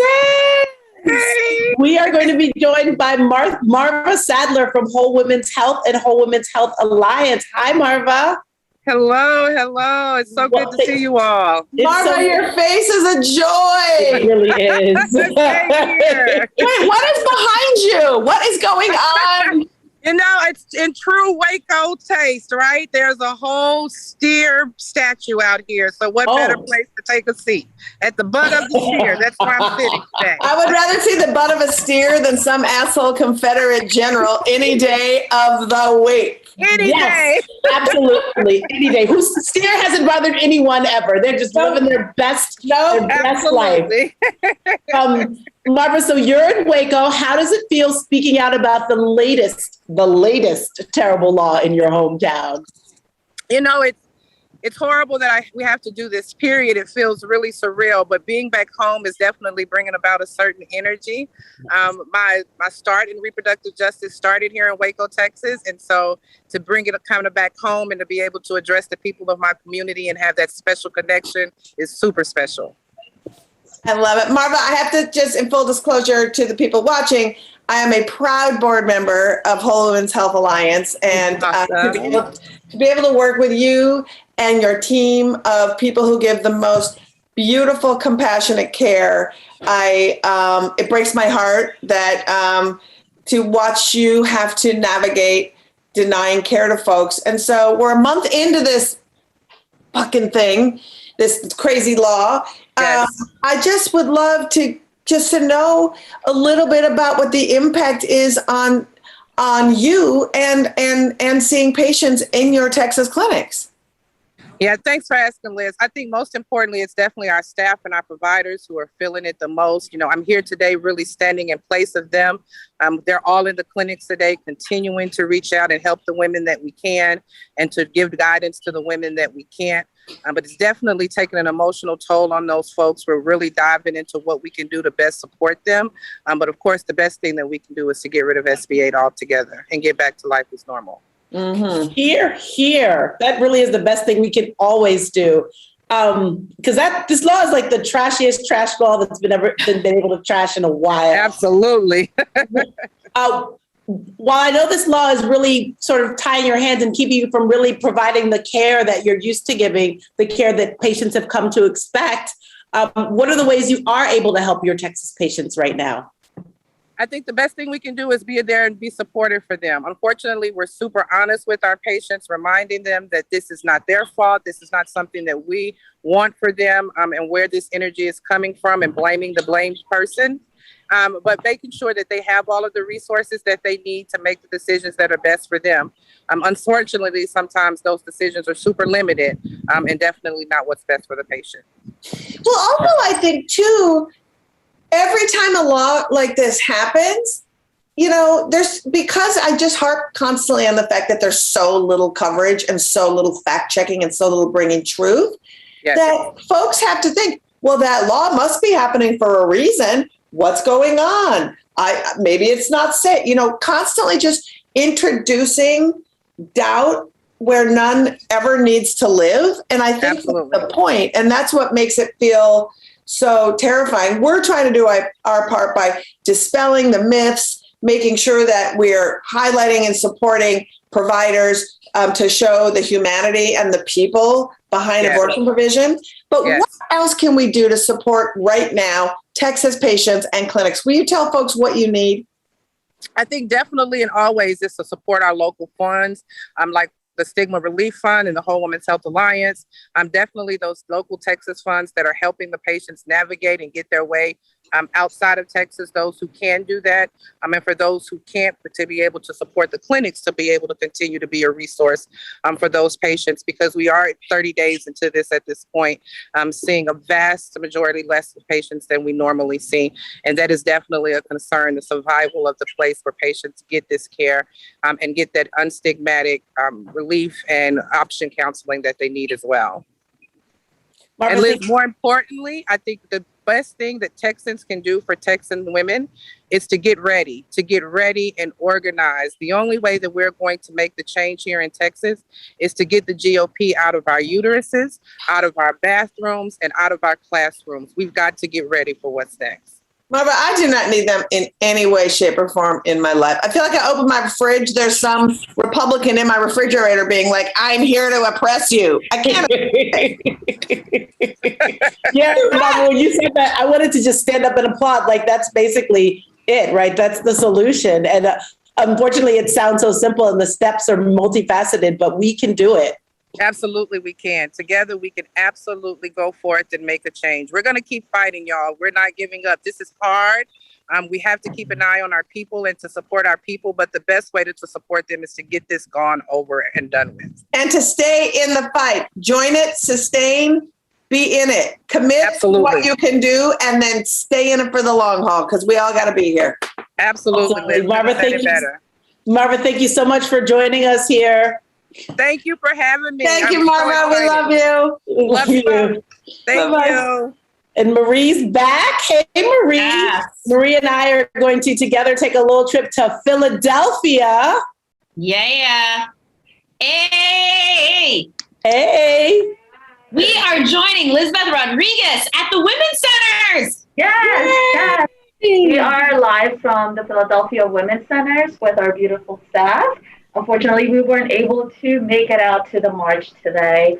You all are actually open and work. Yep. Yes. We're out here doing the work. Saturdays are high volume days for abortion providers all over the states, and so I really wanted to highlight our beautiful staff and also bring attention to all of the staff that's working today and is not able to be out there. So I do want to start by introducing our staff. I'll start with myself. I am Liz. I'm the Community Engagement Coordinator for Philadelphia Women's Centers. And I'll pass it over to Jen. Hi, my name is Jen, and I work at, I'm the administrator of Delaware County Women's Center, and I'm filling in at Philadelphia Women's Center today. Hi, my name is Ryan, and I handle payments and try to get patients funding at the Philadelphia Women's Center. And my name is Olga, and I'm the administrator here at the Philadelphia Women's Center. We are so excited to see you guys. We're so excited to talk to you guys.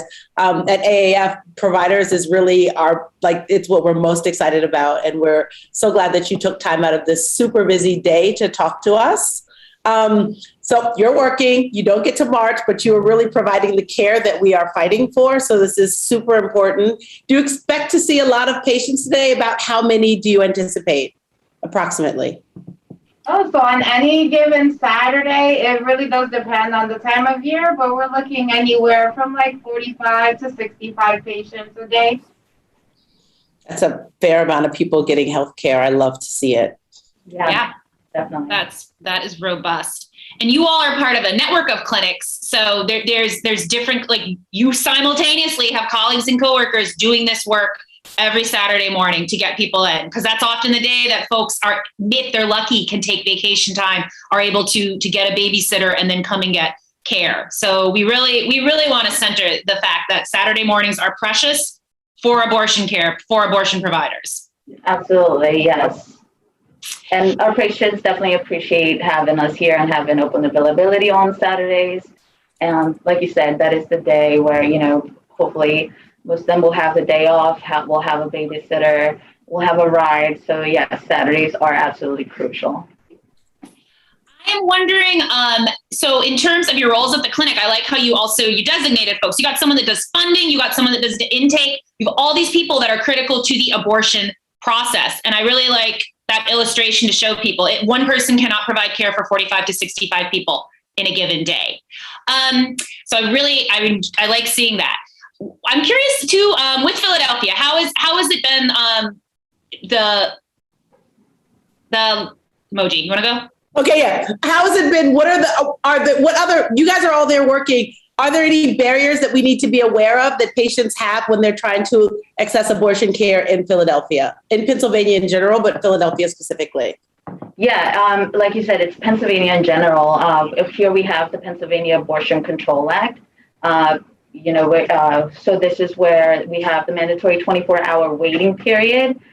We also have mandatory bias counseling, and also the parental involvement, where a minor would require their legal guardian to be at their appointment or go through the judicial bypass if they don't have that support. We also have here our advocacy center, where patients are helped navigate through all these barriers to be able to make it through their appointments. Another big barrier is that, Pennsylvania is a big state. So because of the Pennsylvania Abortion Control Act, there isn't that many open clinics throughout the state and in those rural areas. So patients are still having to travel to us, some of them close to 3 hours. And so that is a big burden on patients in Pennsylvania. That's 3 hours each way, right? That's a 6-hour trip plus procedure. Yeah, absolutely. And you're a driving state. Like, you are a state that, like, really, if you don't have a vehicle, you're really cut off already from care. And I know from experience in the Midwest that Ohioans come to you all for support and care. Absolutely. Because Ohio has that mandatory waiting period. They have to go in for multiple appointments, a pregnant person. So it might be easier for someone to make that choice to drive that 6 hours round trip to get over to you, or farther, coming all the way over into Philly, as opposed to waiting in their own state for care. So you're not just supporting Philadelphians and Pennsylvanians, you're there for everyone, border states, to provide that care. Yeah, and also the folks from Pittsburgh, they're also doing great work out there and also supporting those folks from Ohio. And now anybody that needs to travel from, other states, and including Texas. I know we're far, but sometimes those patients may have a support system in the Pennsylvania area. So, we can also be a support system for them as well. Yeah, we are more and more getting to the point where if you can get scheduled, that's where you need to go. And that's where, like, funds and practical support orgs and your staff are working to help support people get that care safely. Absolutely. What are ways that we can help? Those of us, Moji and I, talking to you right now, anyone that's watching this, what are ways that they can reach out, support, destigmatize? Yeah, so definitely destigmatize an abortion by supporting the very people that need the abortion, and your family members, community members, and that means funding. And if you can't, if you can support this person another way by providing childcare or a ride, definitely that. But also staying vigilante when it comes to anti-abortion centers. These centers are very harmful to our communities. And in a time where maternal mortality is, we're in a crisis of maternal mortality, these centers are truly harming our communities. So, educate yourself on what these centers are and where they are and how they're trying to disguise themselves as abortion providers, and at times delaying care for even people that want to carry to full term. So definitely staying vigilante to that. And we have many resources. You can become a volunteer escort with us, but also across clinics in Pennsylvania. We have the Women's Medical Fund do an amazing resource.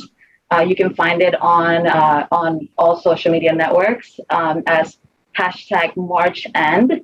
And on there, it'll take you to a link of all of the wonderful things you can do to support Pennsylvanians across the state.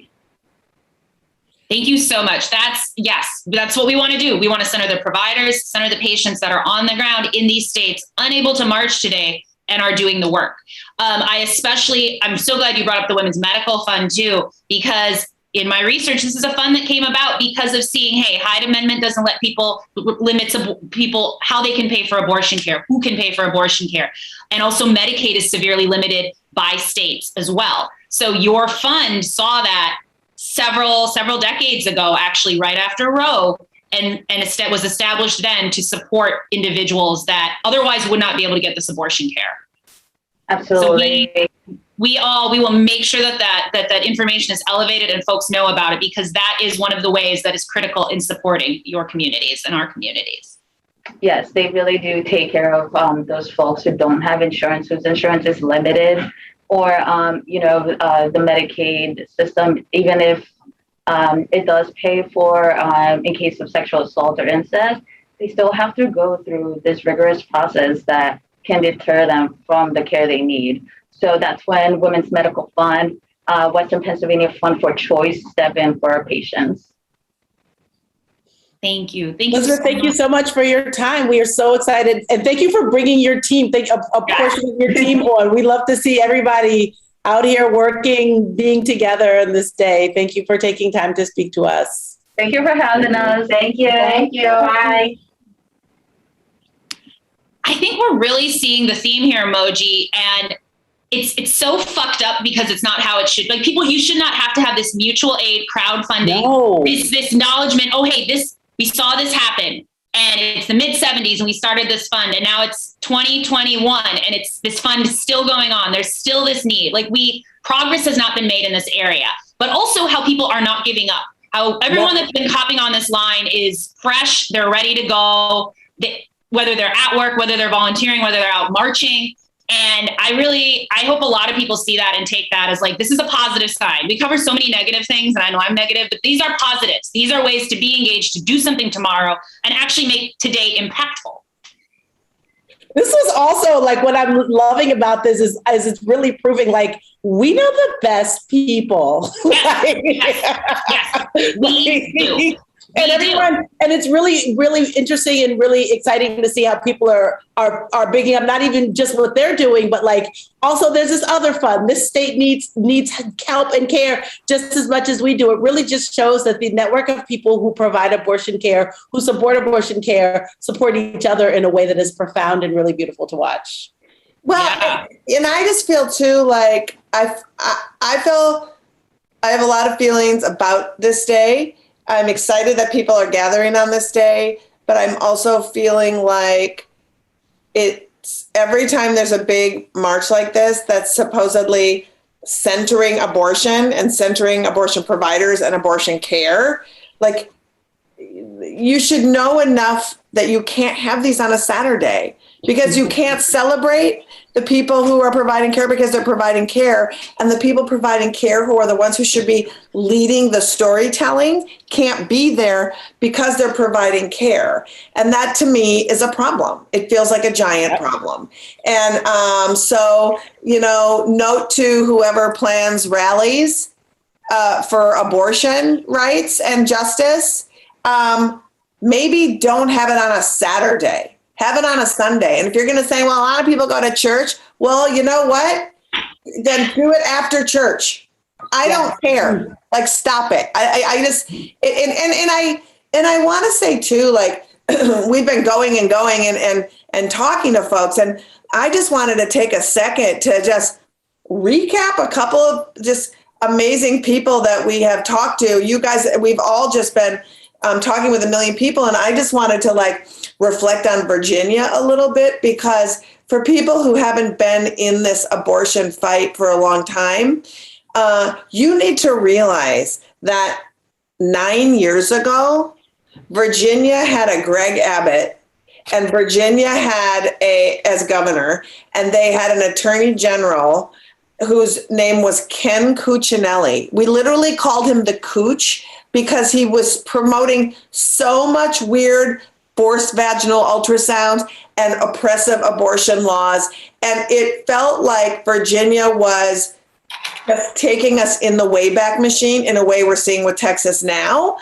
And the fact that Virginia fought back and that Virginia elected itself Democratic House of Delegates and governors, and the fact that a lot of that oppression was switched up shows us the value of going to the polls and shows us that change can really happen. And with court systems that have been stacked by Trump with anti-abortion lower court judges, our activism towards paying close attention to state and local government is going to be pivotal in how we protect our access. And I'm very excited that down the line, in just a couple of minutes, we're going to be talking with Robin Marty, who literally wrote the Bible on how we are going to deal with America in a post-Roe way. And it's just going to be really great to talk to Robin. And I just feel like I just feel really good about Virginia. Is there anything takeaways you guys wanted to just hit on really quick before we move on to our next amazing guest? I mean, I will also agree. It feels really good. And I think, this last round of elections, we saw states that we never thought would even be in play, right? Like Virginia elected two Democratic senators, right? Like, not Virginia, sorry, Georgia. And like Texas was not as in play as we wanted, but there was definitely more hope there than I've seen in Texas for being a more progressive state in maybe my lifetime. Mm-hmm. So it's pretty exciting. And it's just proof that if we come together, if we work at it, if we vote, we are the majority. We are the majority. We are the majority. We actually have the numbers now, and we just need to use them and mobilize them.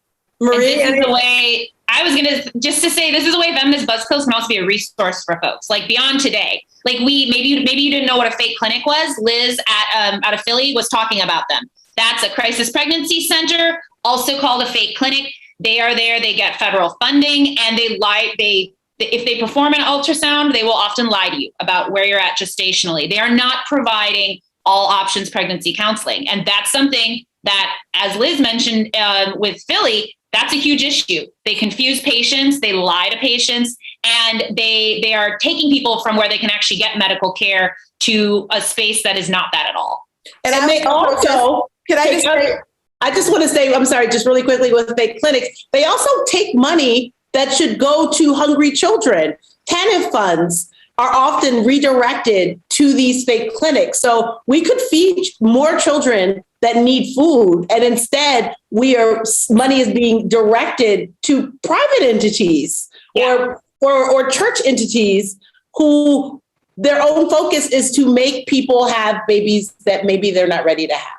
That's right. And I was just going to say, all of that is important. And one of the projects that we do at Abortion Access Front is we run a campaign that continues to keep you up to date on fake clinics and helps you expose them.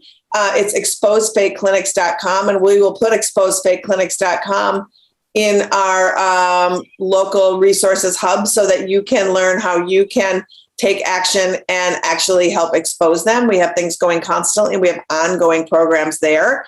And we're going to be talking more about all these things, but I have the privilege of taking us away. Moji and Maria will be right back, but I am going to be talking with two dear friends who are working tirelessly to bring incredible care to patients in Alabama. Please welcome from the West Alabama Women's Center in Tuscaloosa and the Yellowhammer Fund, Robin Marty and Leah Torres. Hello. Oh my goodness. You guys came at just the most amazing, crucial time in all of this. First of all, I want to say Thank you so much for all you do. You are coming to us from the clinic, correct? No, we actually, one of the things that we've been striving to do is make sure that all of our clinic workers can have a weekend. Oh, so nice. We operate 5 days a week and 40 hours a week. We make sure that so far we've been able to handle keeping weekends off so that people can be with their families. I love that so much. I know you, Robin, intimately. Leah, I know you fairly intimately. I know I love you both. I know that every move you make and every thought you have is so centered around making sure that there is quality of life so there can be quality of care. And I cannot tell you how, if I want to cry. I'm so appreciative. Don't cry. Don't cry. Stop. That wasn't a question. That was just me like blabbering. So let me get to some questions because Robin and Leah have penned an incredible op-ed in Time Magazine this week.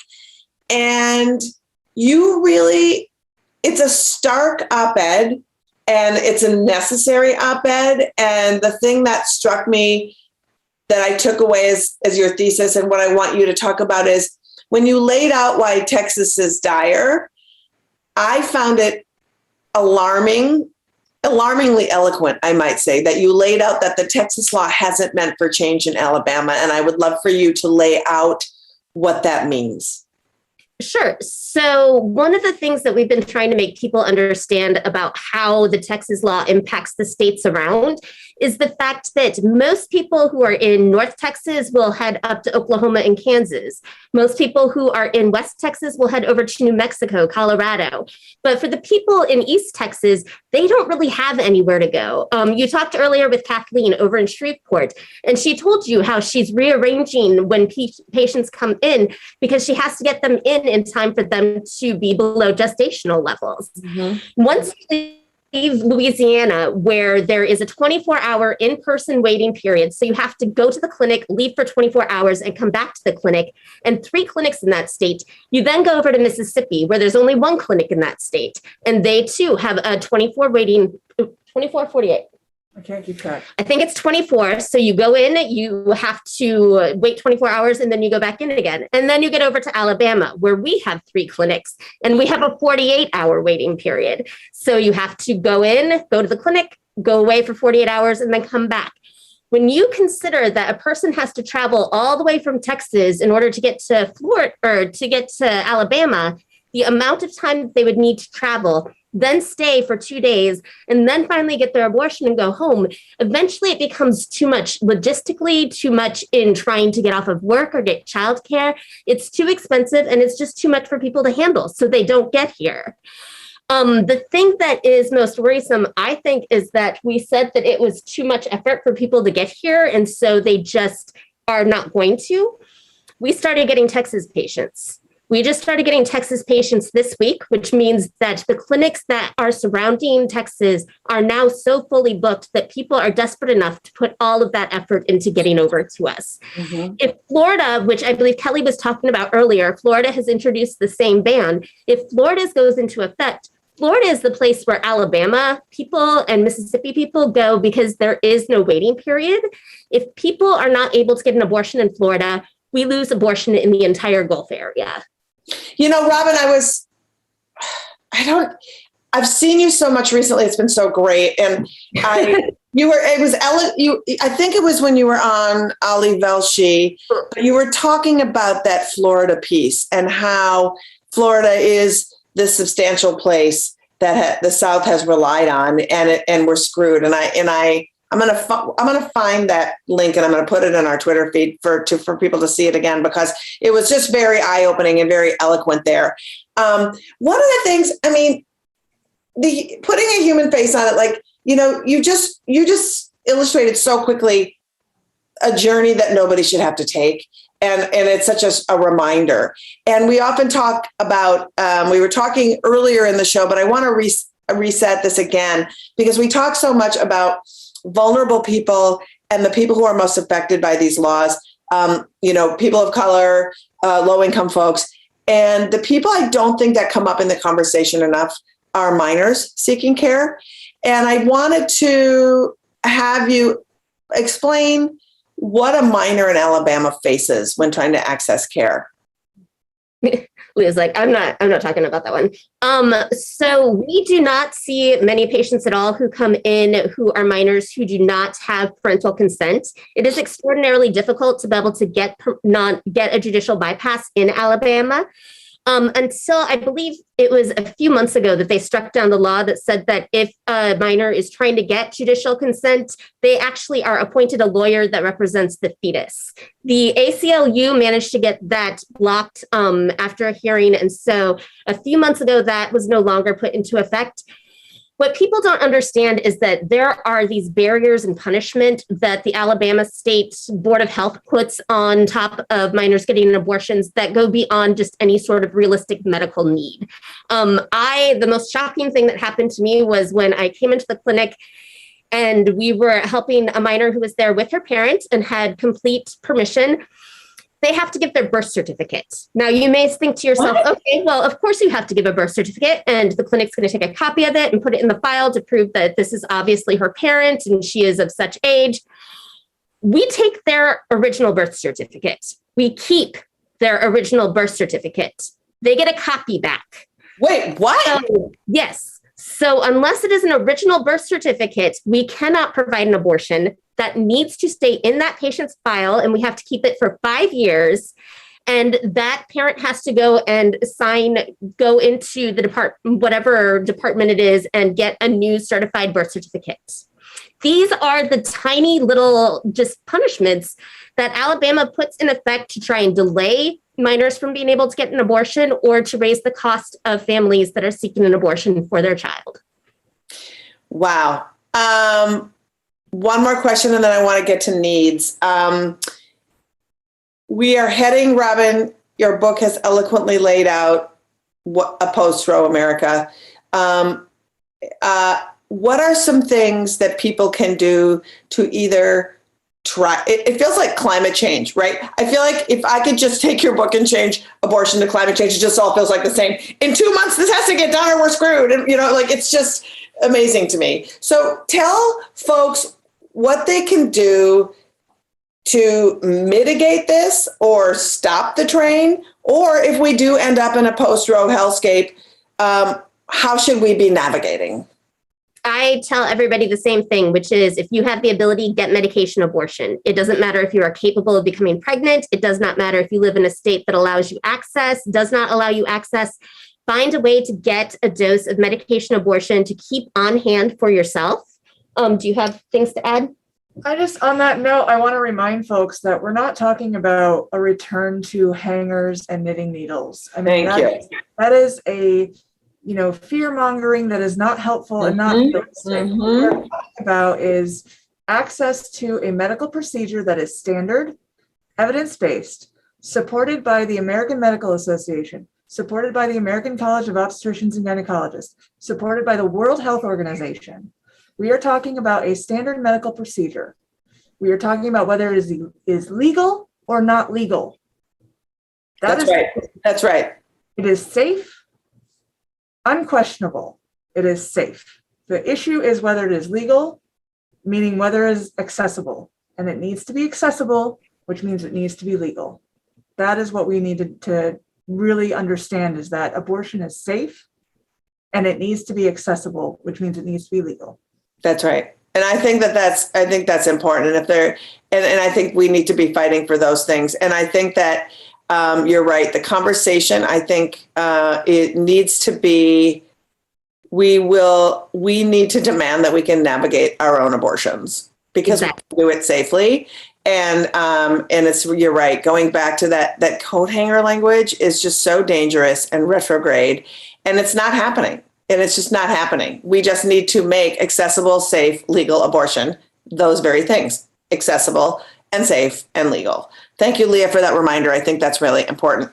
So, y'all, what can we do to help facilitate you? What needs do you have? What can we put on in our hub of things, of ways to help folks in Tuscaloosa, Alabama, and Alabama in general? So we have two very specific needs that are probably different from most clinics. In light of everything that's happened with so many people needing to travel to get abortion care, we have gotten permission from the Department of Health to be able to send out certified pre-registered materials for informed consent.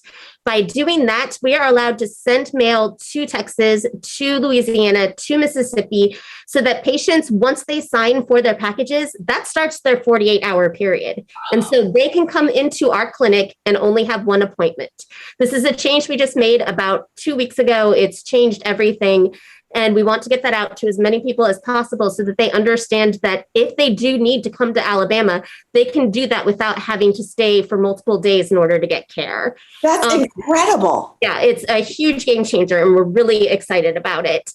The other specific need that we have is the fact that our clinic has always been under intense scrutiny by the Department of Health. And when Leah first came down here, they took her license away, and they took it away based on a fraudulent claim that there was no basis for. And eventually they admitted that there was no basis for it, but it took us 7 months to fight. And it took Leah about $115,000 worth of legal fees to fight, which she has been paying out of her own pocket because the clinic simply can't. Leah still has a GoFundMe that she is trying to finish for the last $85,000 of that set of legal fees. We have been able to raise $60,000 just from supporters who believe that what happened was wrong. And we are hoping that we can try to close the rest of that at some point soon so she can pay off all the rest of her bills, because Leah, being the amazing provider that she is, moved down here, did not ask for the type of salary that most of the doctors and medical directors of clinics ask for, because she's been doing this out of love of making sure that people get the care they deserve. So that's what I want to do for her. I'm going to echo that. And we're going to put that GoFundMe in this document. And we're also going to be pushing that GoFundMe on our social media, because as people have raised money for porta potties to have their rallies, that money should be going to this very thing we're talking about now. Today is a day to raise money for providers of abortion, funders of abortion, and awareness around abortion. And Leah, you deserve better. And I am going to be donating to your GoFundMe, and I'm going to be posting it everywhere too. I am so extremely grateful to both of you. And thank you so much for joining us today. I know it's your day off. I know how hard you work, and we appreciate you coming and sharing your valuable information with us. The best to you. And we're pushing that GoFundMe. Thank you so much. For having us, and we appreciate the fact that you always go to bring coverage of everybody and not just, you know how I feel about the coasts. So thank you for looking out for those of us in the states that are not normally noticed. Well, I know, in the states that should be uplifted, because people do not understand the oppression that doesn't make the headlines. They don't understand the overflow that happens from the states that border. States who are having a hard time are having overflow from states who are having a worse time. And that's always in flux, you know? And so I appreciate you guys just always thinking of ways to do it. So we will be talking to you soon, and we will be having you, of course, on when we launch for real Feminist Buzzkills Live, having larger conversations. Thank you. Appreciate you.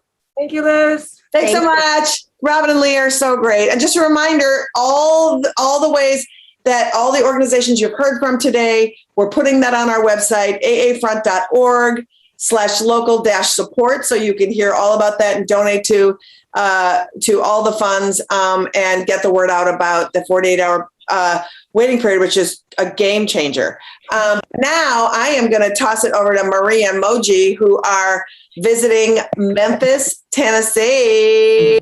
Going to Memphis, Tennessee. Hi, Megan. Hey, how are you? We are so excited to be joined in Memphis by Abortion Access Front's super volunteer, Megan K. Park Rubenstein. Megan, are you at the rally in Memphis? So the rally just broke up about 10 minutes ago. Oh, we missed the rally. How was the vibe?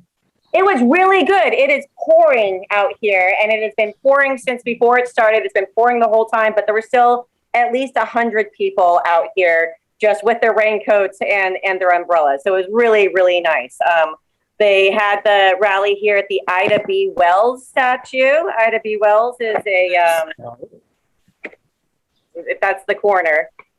She was an African-American journalist in the late 1800s, early 1900s that used her power of journalism to put a spotlight on all of the racist stuff that was still happening down in the South that nobody in the North really wanted to care about or know about. So she's a rock star.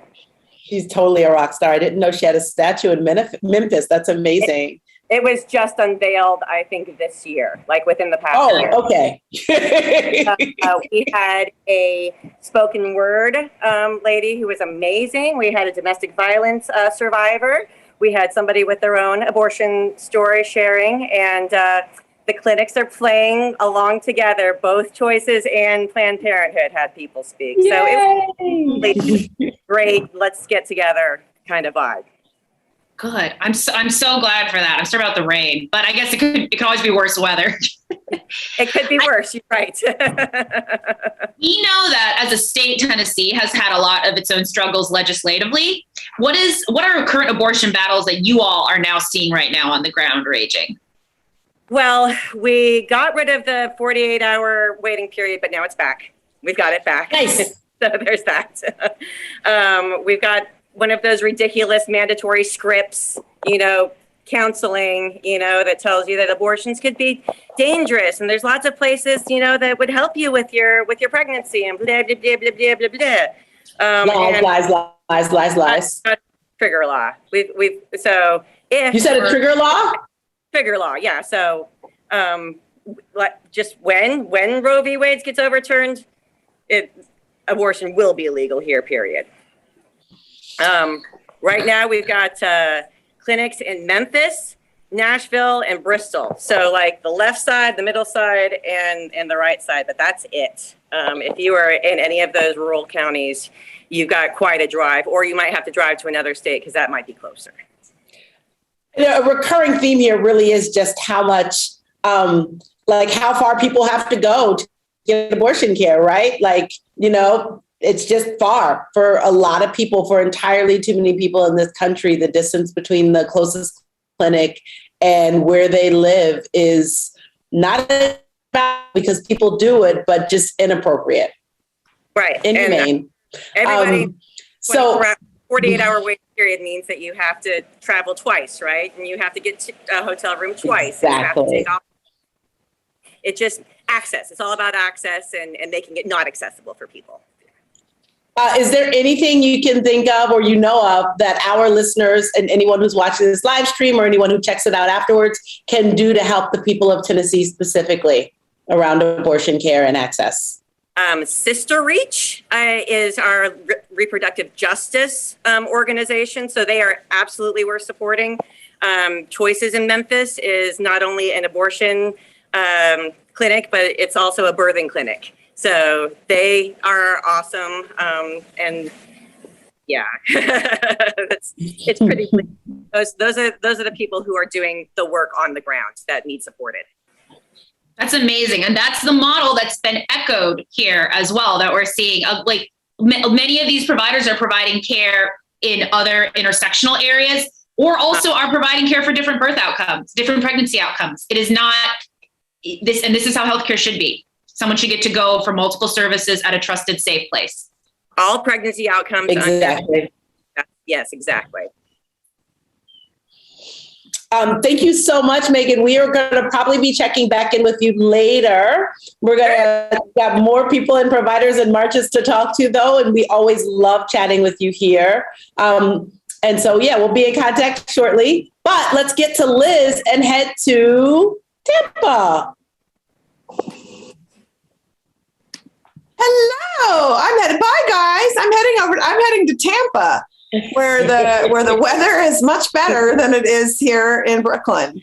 I am going to be joined by Livia from the Tampa Bay Abortion Fund. Hey, Livia.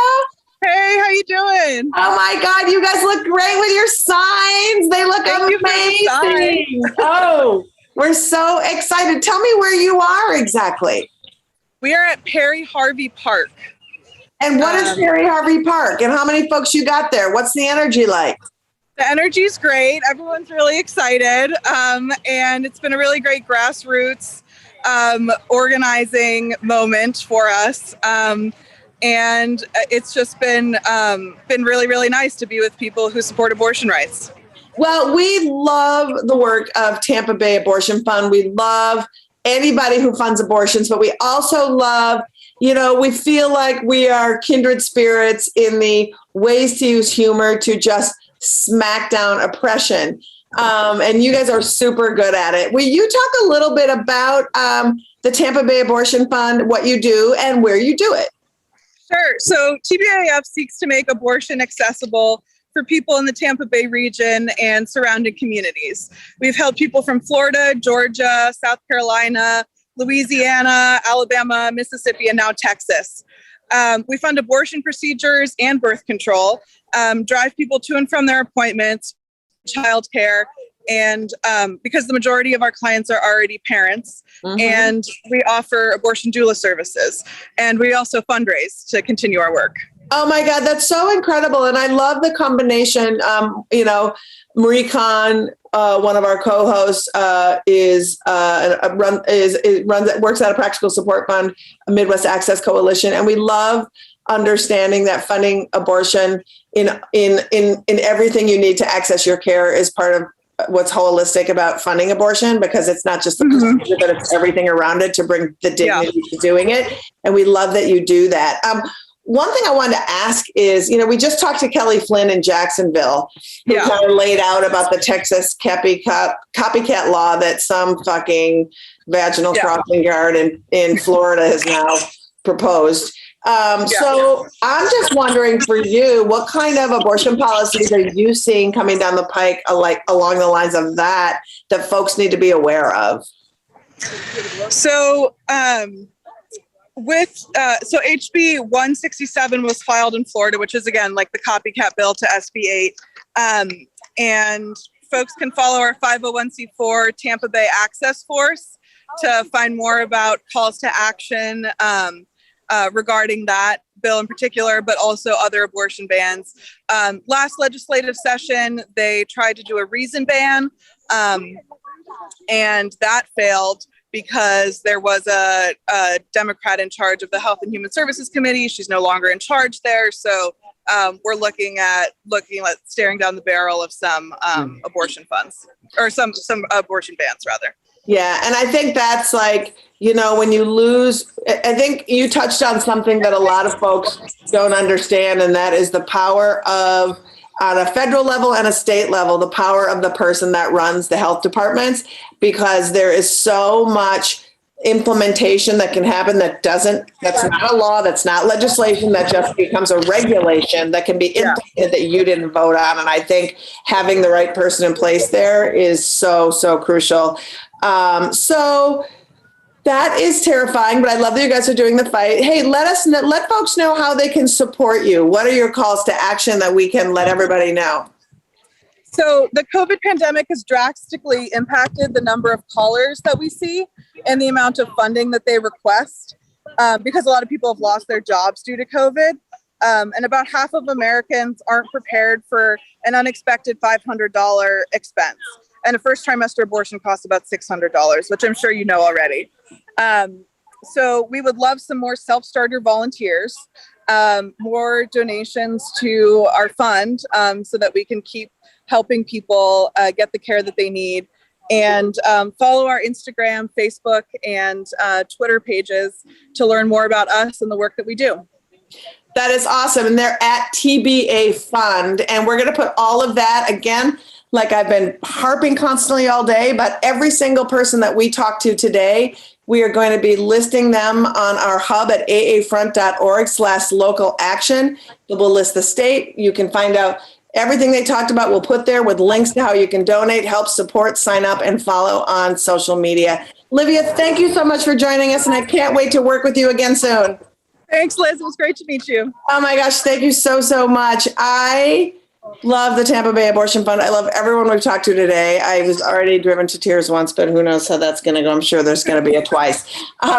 But right now, I know, Marie, now I'm just a sappity sap.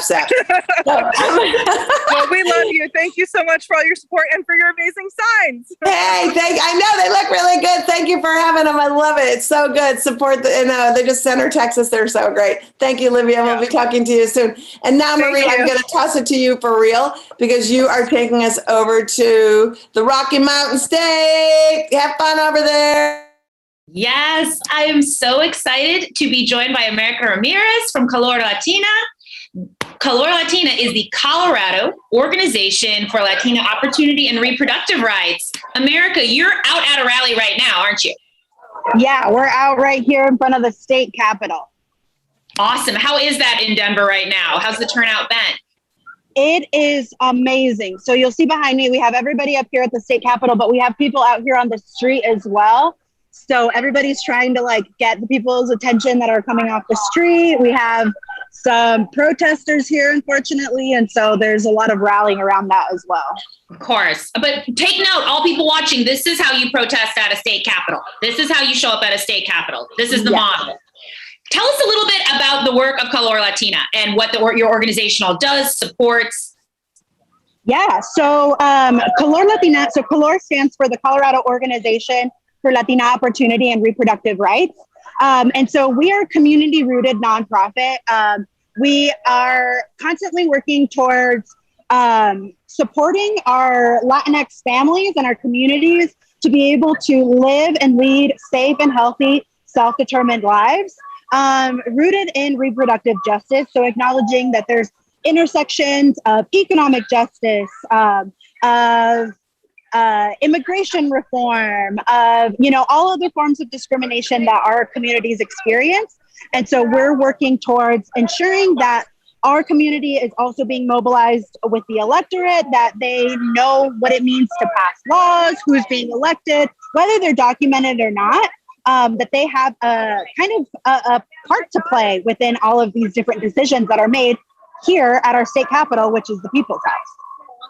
That is huge because legislators need to look at those communities. They cannot look at this. They cannot the white person with the uterus is not your standard for who you need to deliver abortion care to. It needs to be people that we have seen habitually have been ignored, stepped on, brutalized through the medical field and by the medical field. And I'm so glad that your organization and you're there to provide voices for people and access for people to tell their stories. You're also in a state, I feel like Colorado is interesting because it's a state that's been a safe haven. It's one of the few states that people can get later abortion care in, but also who gets to have that care is one thing. What's the price tag? And you're not just supporting folks within Colorado. You have this Texas law and the barriers that this has created. And I'm curious, how has that impacted your work in Colorado? Have you seen overflow? Have you seen more of a push and a need for folks because from Texas, from these other states that have these horrific laws coming down?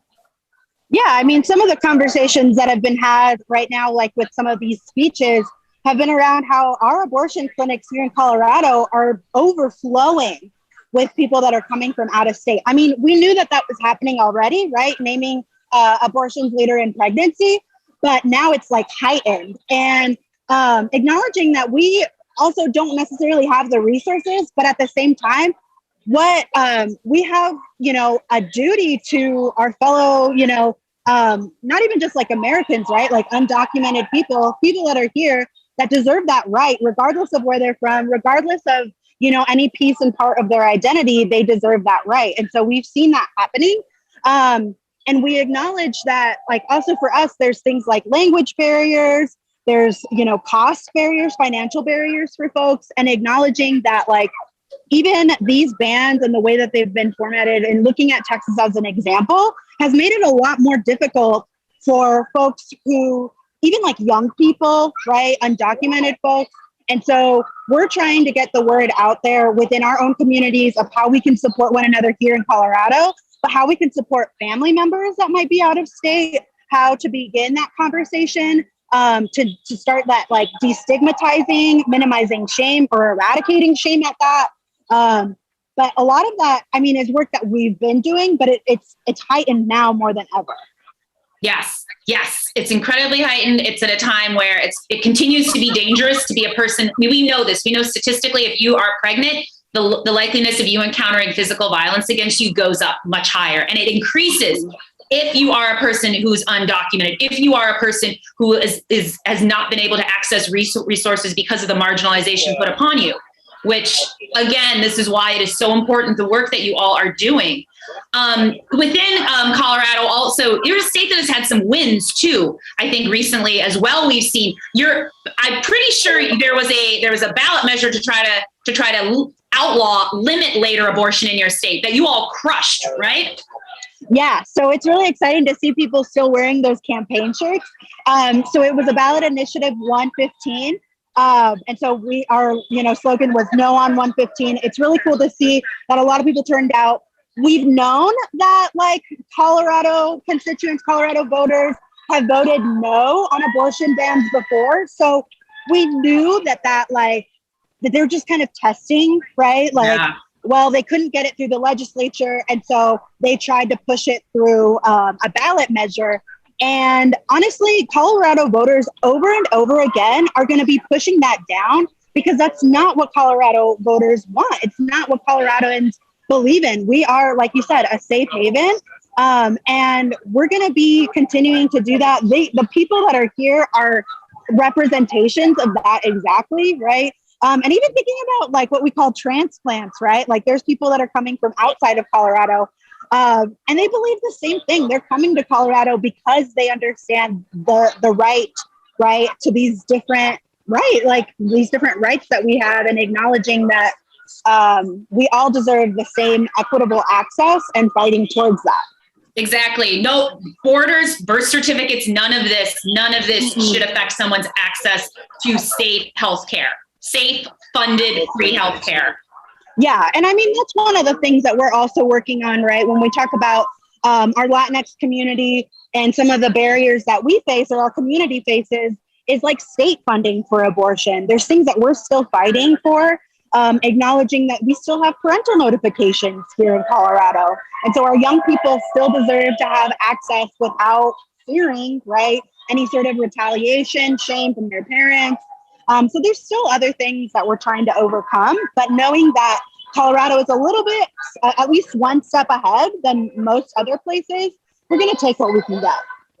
That I am so grateful for that. I'm personally a child of an immigrant who wasn't able to and my immigrating parent is my father, so also has very great privilege in that. But growing up in spaces and seeing how accents, like your English might be fine, but your accent right off the bat, people are going to go after you, look down on you. And that matters when you're trying to get healthcare, like those little things. So I want to like really make sure that the people listening to this realize the importance of having organizations that are led by the communities that are facing these barriers. We need orgs that have people that understand this situation, that have lived it, and are there to advocate and hold the hand of folks that are forced now to go up front to talk to, who are putting their own bodies on the line to try to access care.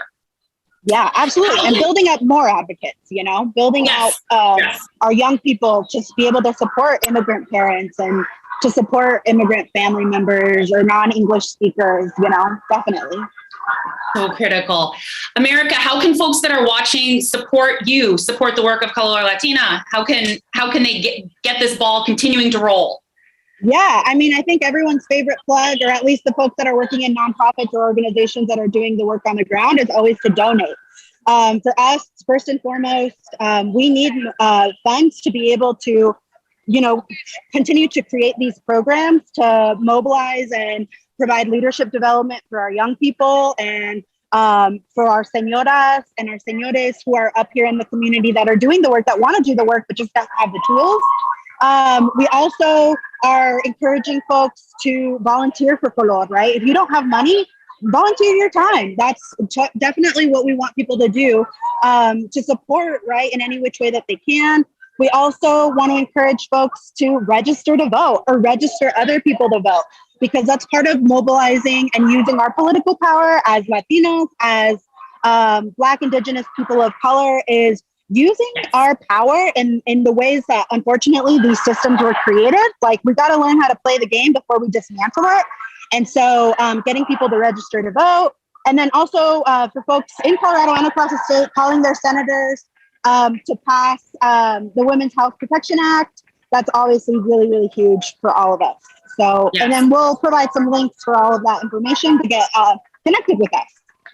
Thank you so much. We will share all of that. And yes, people of the global majority, like we're the ones that are going to fix this. Yeah. We're the ones that have to fix this. Thank you so much, America, for joining us. Be safe there and I hope the rest of the day is great.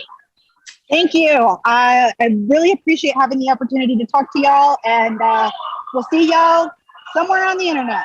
Yes. Bye. All right. Thanks. Bye. We will make sure that we have all the links there so you can see how to support Color Latina. Now I am shifting over to Hudson, New York, upstate New York, to talk to Odile. Odile is the executive director of Bridget Alliance. Hey! Marie, this is the best. Getting to talk to you. Oh, this day could not get better. I'm right. Odile and I frequently interact through my day job with Midwest Access Coalition. And Odile happens to be with Bridget Alliance, a nationwide practical support organization. And today, were you out at a rally today, or what kind of activities are you up to?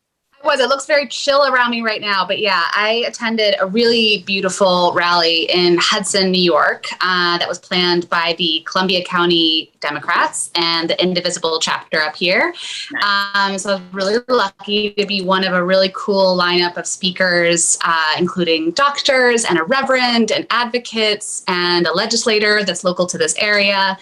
And it just ended a few minutes ago, so I got a chill moment to come back to my Airbnb to like regroup and talk to you. And I'm thrilled to be here. I really appreciate seeing the intersection of different communities that are coming together, because we know people that have religious affiliations overwhelmingly support abortion. And that's not just tied to the US, but all across the world, people who are of different faith backgrounds support abortion and see that need. Yeah. I wanted to talk with you a little bit about your organization. So Bridget Alliance works with pregnant folks across the country who need to travel for reproductive care. Can you talk about how you approach practical support and accompaniment that you provide to folks as they get safe abortion care? Yeah, absolutely. Thank you for that question. So yeah, as you perfectly put it, we are a nationwide practical support organization that provides long distance practical support to folks who need to travel primarily for later abortion care.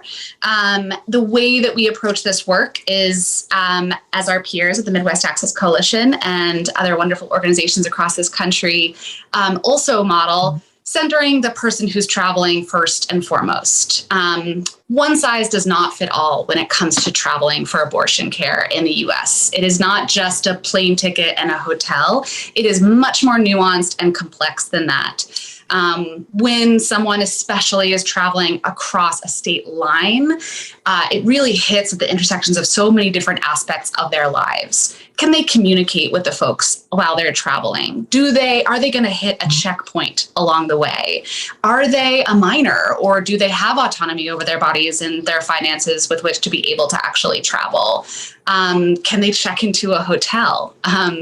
Do they have someone who could travel with them? So much of what our work is, sitting, but on the phone with our clients, getting to know them, hearing what they need, filling in and building a plan that is workable for them, and making sure that they feel confident in it along the way. And keeping in mind, again, all along the way, that they're putting their faith in us, someone they've never met before, just like they're putting their faith in an abortion provider that they've never, for most of our clients, ever met before. And so, really making sure to be considerate of that fact and how scary that is, especially in a time like this, especially with new laws like SB 8. So our approach is definitely always, person, client first, and then always with consideration of the fact that their lives don't exist in a vacuum. There are other people that participate in their ability to be able to leave their homes, their partners, their family members, their children, their own providers, and as well as other organizations across this country that may be working with them. And this is a major aspect, especially to our work with folks seeking abortion care later in pregnancy, that often it requires upwards of 5 different abortion funds just to cover the cost of the procedure. And sometimes it covers the collaboration of multiple practical support organizations like ours too. And that's a lot. You know, it's clear that all of these organizations, including ours, we are filling in this gap. We are bridging this divide between someone and their care. And we're doing the best that we can with, you know, the limited resources that we have out there. And so, you know, I think there's been some beautiful collaboration that's come out of that. But one of the main things that we spend a lot of time thinking about is how do we make sure that, you know, even though we all may be collectively solving this problem for an individual person, what kind of chaos are we bringing with, you know, the number of different people that a given traveler needs to talk to? So there's a lot of consideration for that as well. But yeah. That is so critical. And I know you and I share this thought, like we would love Mac and Bridget to not have to exist. Like the goal, like the fact that, again, that we're marching while people are having to travel even farther, like that is what we need to stop. We need to stop the need to travel, and we need to walk that backwards. And I think that is something that both funds and practical support orgs, we wrestle with, because what we're applying is a Band-Aid. It's getting that person through that situation safely and centering their autonomy. But how does that then help so the next person doesn't have to do that? And that's the hard part about all of this, which is why we're including folks and asking those folks watching to get out and vote, to do those things, to actually change the law, to enable pregnant people to not have to seek out funds like this. You said 5 funds for later abortion care, and it's atrocious because these are folks that are facing costs for an abortion. I think one of the pricier ones I saw was $24,000. So no one has that money right off the bat. And now you're working with folks that are non-insured in these situations. So Bridget, you're that conduit. You're making sure they're understanding as best as you can how someone's going to fly for the first time in their life, while they are later in pregnancy and they're navigating all these other steps. And these are things people don't know until they're pregnant. They're hurdles that people don't realize that exist until they're pregnant. And you guys are there to fill that gap and be there for them. Are you seeing with Senate Bill 8, how is that impacting your organization? Because folks we're already facing a shorter clock in Texas to get abortion care. Now folks are forced to travel for care. Not folks that are looking for later abortion, folks are looking for like a 7-week abortion. And how is that affecting Bridget and you all in who you've normally supported and been there for? Yeah, it's so interesting. Before I answer that question, that one of my mentors in this space I was talking to earlier this year, and we were talking about later abortion and trying to discuss how do we define that? That's one of the tricky things in this movement. And she was like, you know what? I define it as the abortion that you can't have. And so what we're looking at with SB 8 is, just as you put it, people at any gestation are having to travel for abortion care, equivalent to what people who have been traveling for later abortion care have had to do historically. So, we at Bridget, as I've mentioned, our services primarily are focused on people who are traveling for abortion care later in pregnancy. But over the last couple of years of our existence, we've been trying to step in when and where necessary in our form of what's called solidarity services.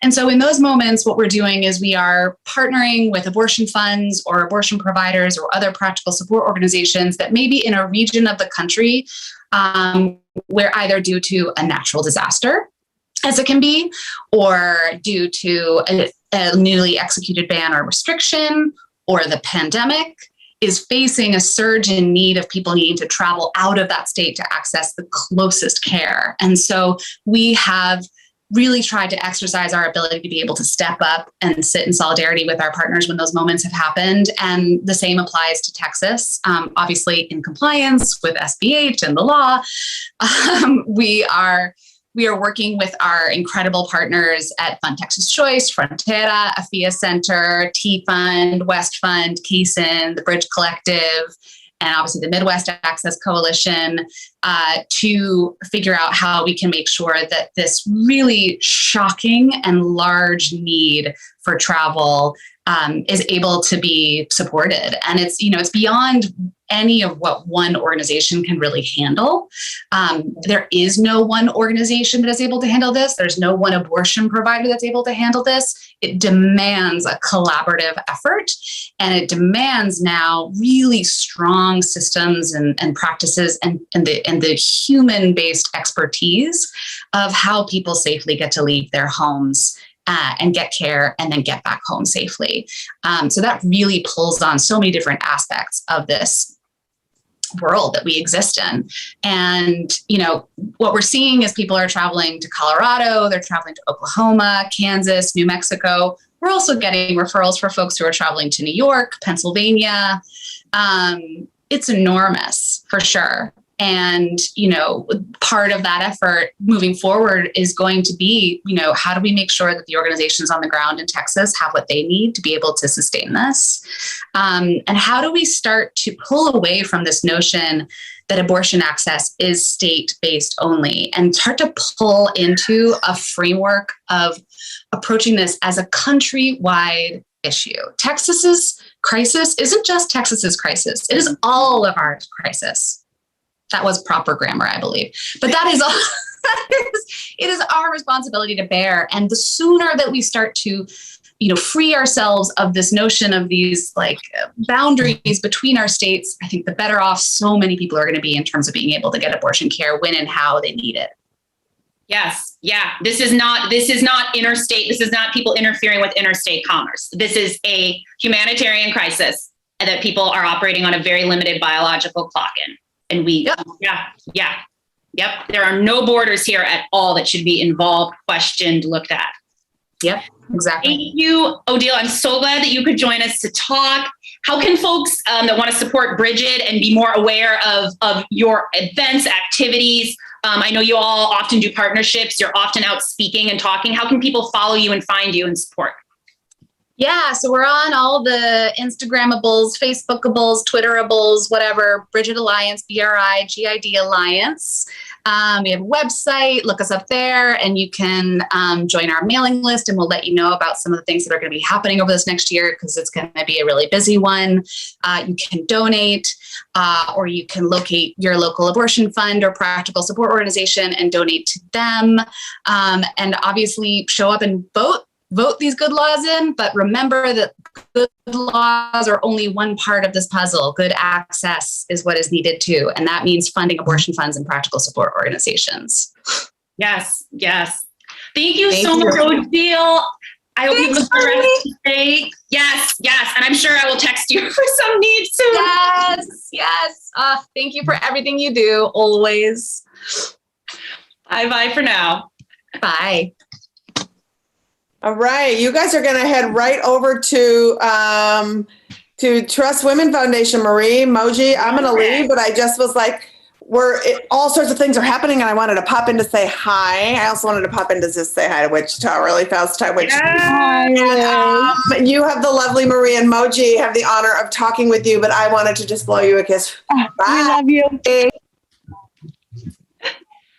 I'm so excited to talk with two folks from the Trust Women Wichita Clinic. Trust, something which our last guest highlighted. The trust that pregnant young people, pregnant folks of any age are placing in anyone that they reach out to for help. And we're so excited to have Ashley Brink, Wichita's clinic director, with us, along with Rebecca Tong, the co-executive director of Trust Women.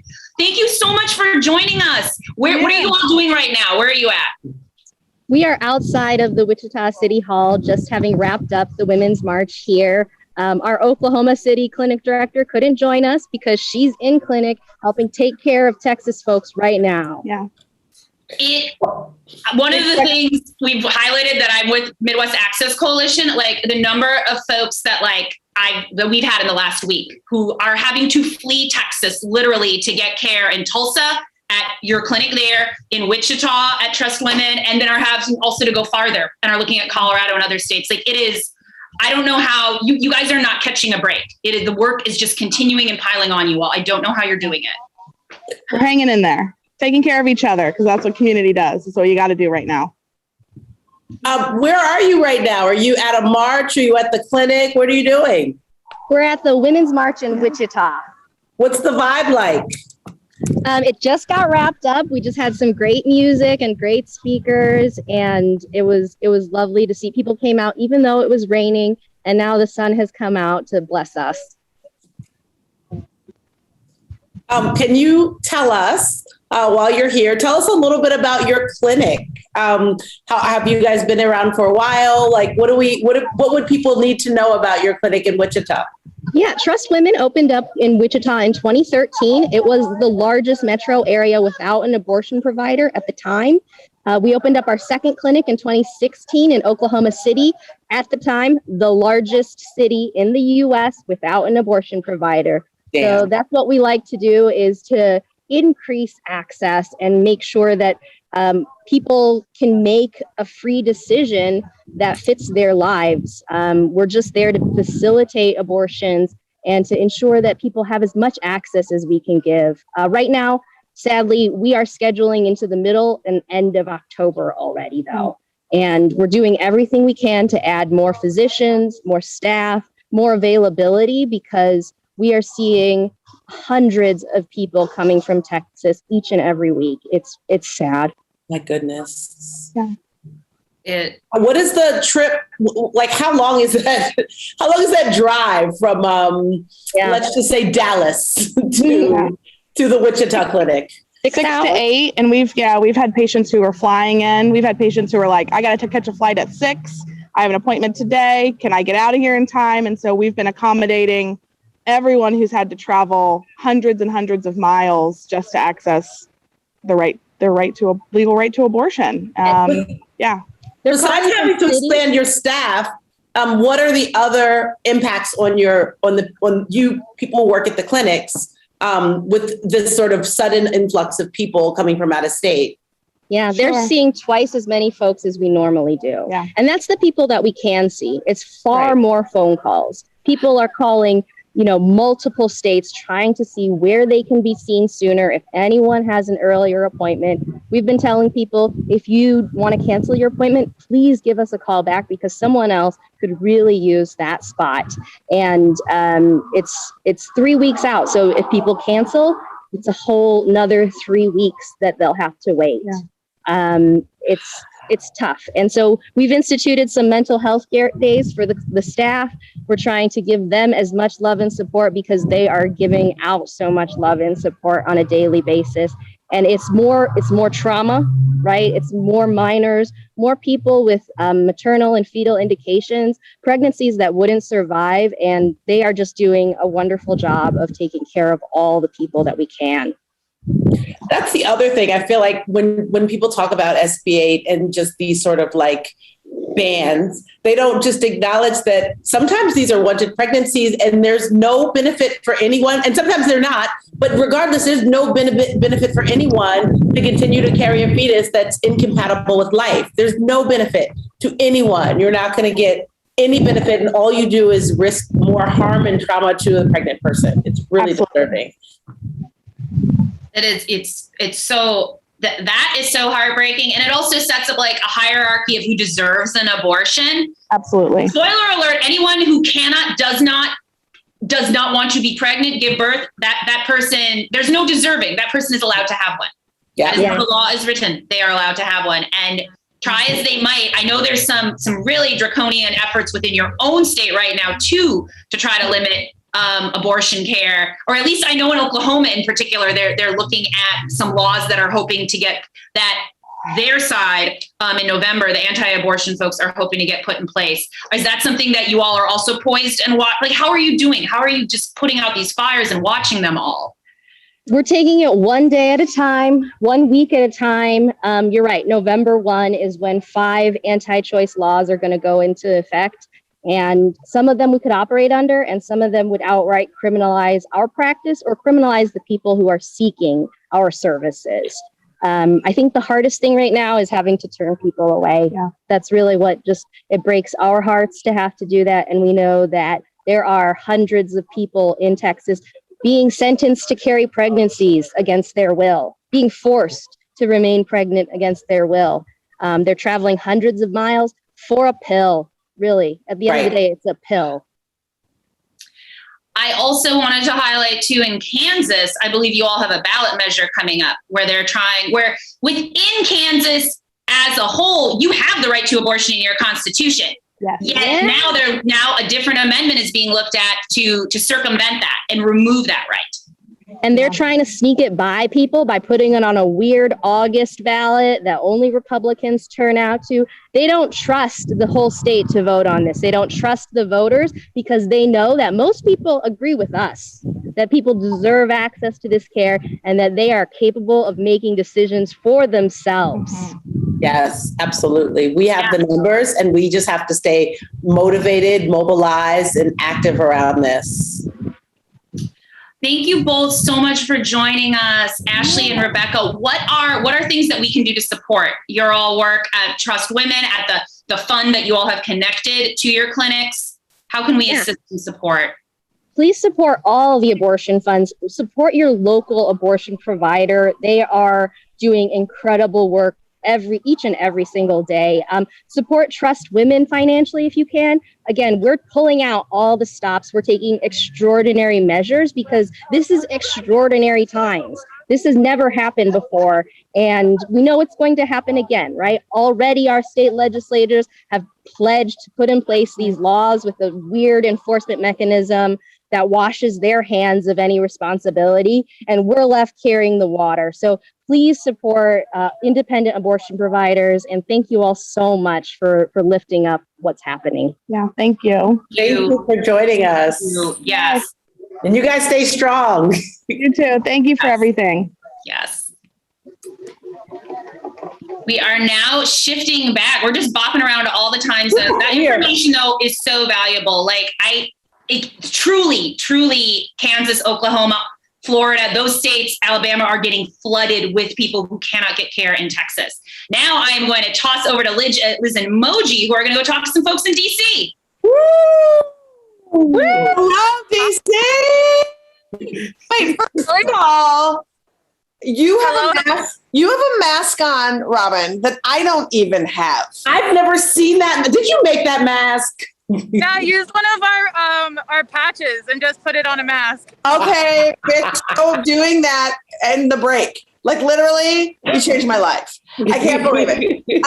This is so exciting. We're at the National March. We are finally getting to DC. You have no idea how many folks. We've been to like 16 states already, just talking to people, and it's been so incredible. And we're finally getting to the DC March for Abortion Justice. And joining us are incredible activists. We have Laura Velasco-Mayock, who is the Director of Organizing and Volunteer Programming at Planned Parenthood of Mid-Washington? Metropolitan Washington.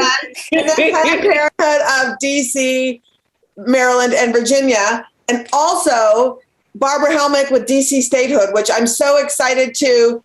I love talking about intersectional shit. I love bringing these intersections together and why DC statehood's important. But first of all, you guys tell us, what's the vibe like in DC? What is going on? And Robin Lucas, by the way, who is our dope AAF volunteer. I didn't mean to leave you out of the loop, Robin. I just feel like everybody knows you, but like only I do at this point. A lot of energy. You can see down in Freedom Plaza, there are a whole lot of people. We actually came down here for part of our action. We started at the local DC government building, the Wilson building, but there's definitely a lot of energy here in DC.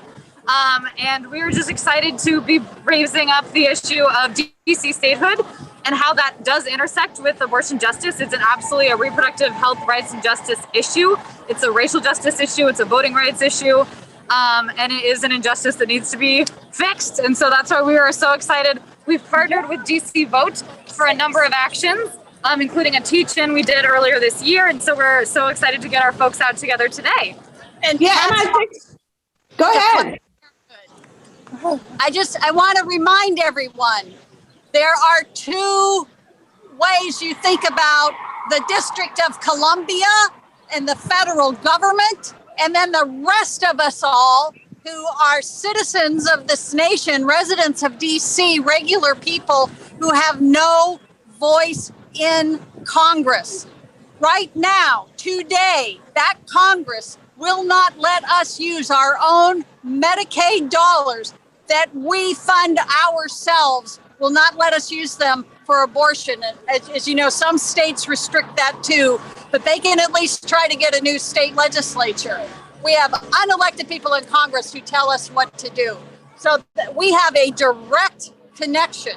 And if we have unfriendly people who take control of our federal government, all the people of DC could lose our abortion rights. So we must stand together.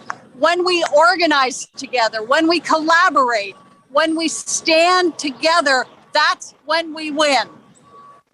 That's right. If we had 2 senators out of DC, we wouldn't have to worry about Joe Manchin or Kristen Terrible Cinema. You know, so I just think those things are like so crucial. And would you? How many Congress people would DC have? Well, we would have 1. There are 6 states in the United States that have populations similar to DC.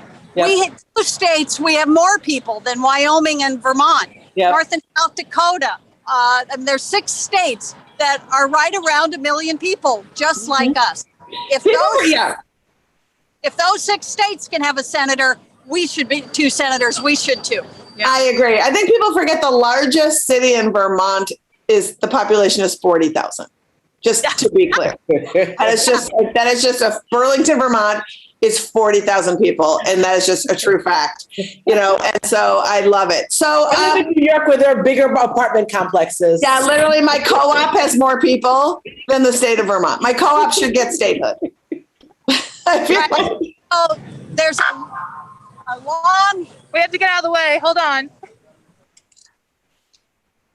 Yeah, this is also just these interesting for statehood and abortion access. They're fights for dignity and fights for self-determination and autonomy, and so these fights are absolutely connected. 100%. I think that if you live in a country where you are not represented, then you do not live in a democracy, and that is just full stop. If they don't care about you having representation, they are not going to care about you in any way, shape, or form as a citizen. I mean, that's just like the way to lay it out in the easiest way that I can think of. Laura, tell me about what kind of mobilizing you're doing with volunteers for PP. So for today, or generally. Talk about the signs. Yeah. So today we actually, I don't know if you can see, we have some folks out that are holding up signs that spell out DC statehood equals DC abortion justice. They're great. And so we had folks on the steps of the Wilson building, which is the local DC government building, which is right adjacent to Freedom Plaza, where the main rally was happening. And so we had folks chanting and holding up these signs. We actually had the fantastic Heather Booth speak to our volunteers, which was amazing. And now we've moved down to closer to the rally, and we were lined up so you could see the Capitol building in the background. And now we're lined up so that as folks will march by, they'll see us holding up these signs saying DC statehood equals abortion, DC abortion justice. It's just so important for folks who are, coming from out of town, might not be as familiar with this fight, to make sure we're elevating this really local issue that's so important for everyone across the country.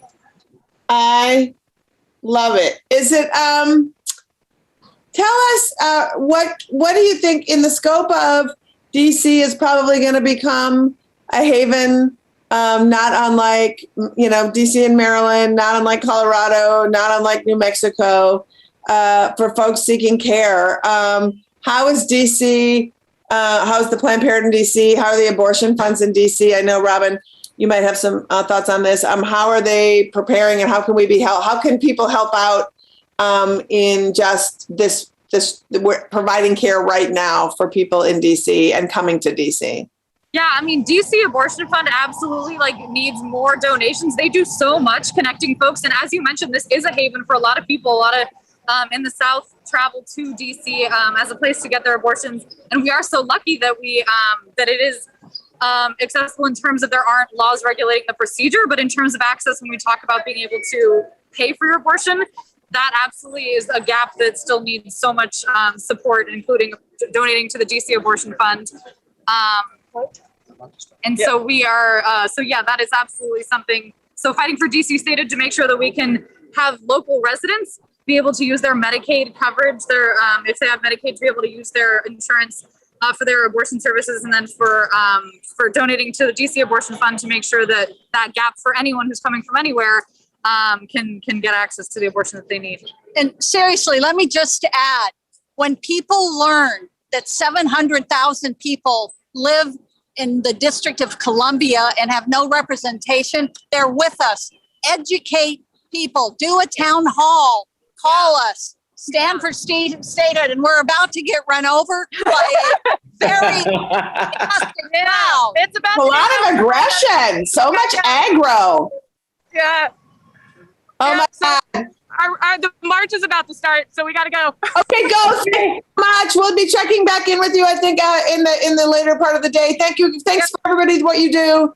Love y'all. Love you. Marie, come on back on, girl. Hey. What a morning we've had. Yeah. So much. Holy shit. We talked to so many awesome people. I'm so thrilled and delighted. And we are going to take a small, we're going to take about an hour and a half break. We're going to have lunch, but we're going to come back with continued coverage at 3 p.m. Eastern. And you don't want to miss it, because we are going to New Mexico to talk with an Indigenous person's abortion fund, helping fund Indigenous folks who need abortions. We're going to be going back to DC. We're going to be talking to California. We're going to California.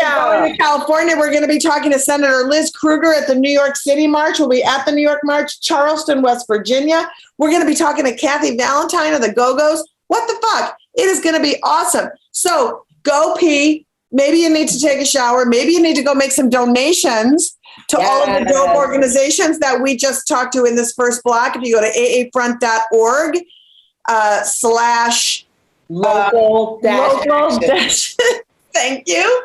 Slash this way, not this way. I'm drawing on my face with a crazy town.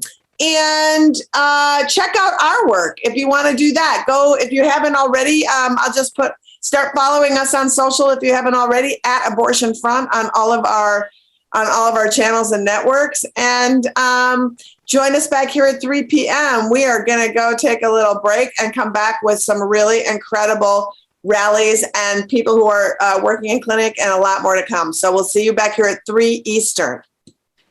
Bye.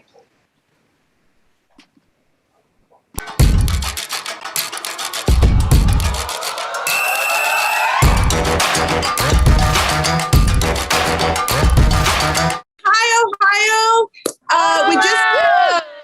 We let folks know that we're rolling in a whole bunch of people who are doing all kinds of celebrating abortion justice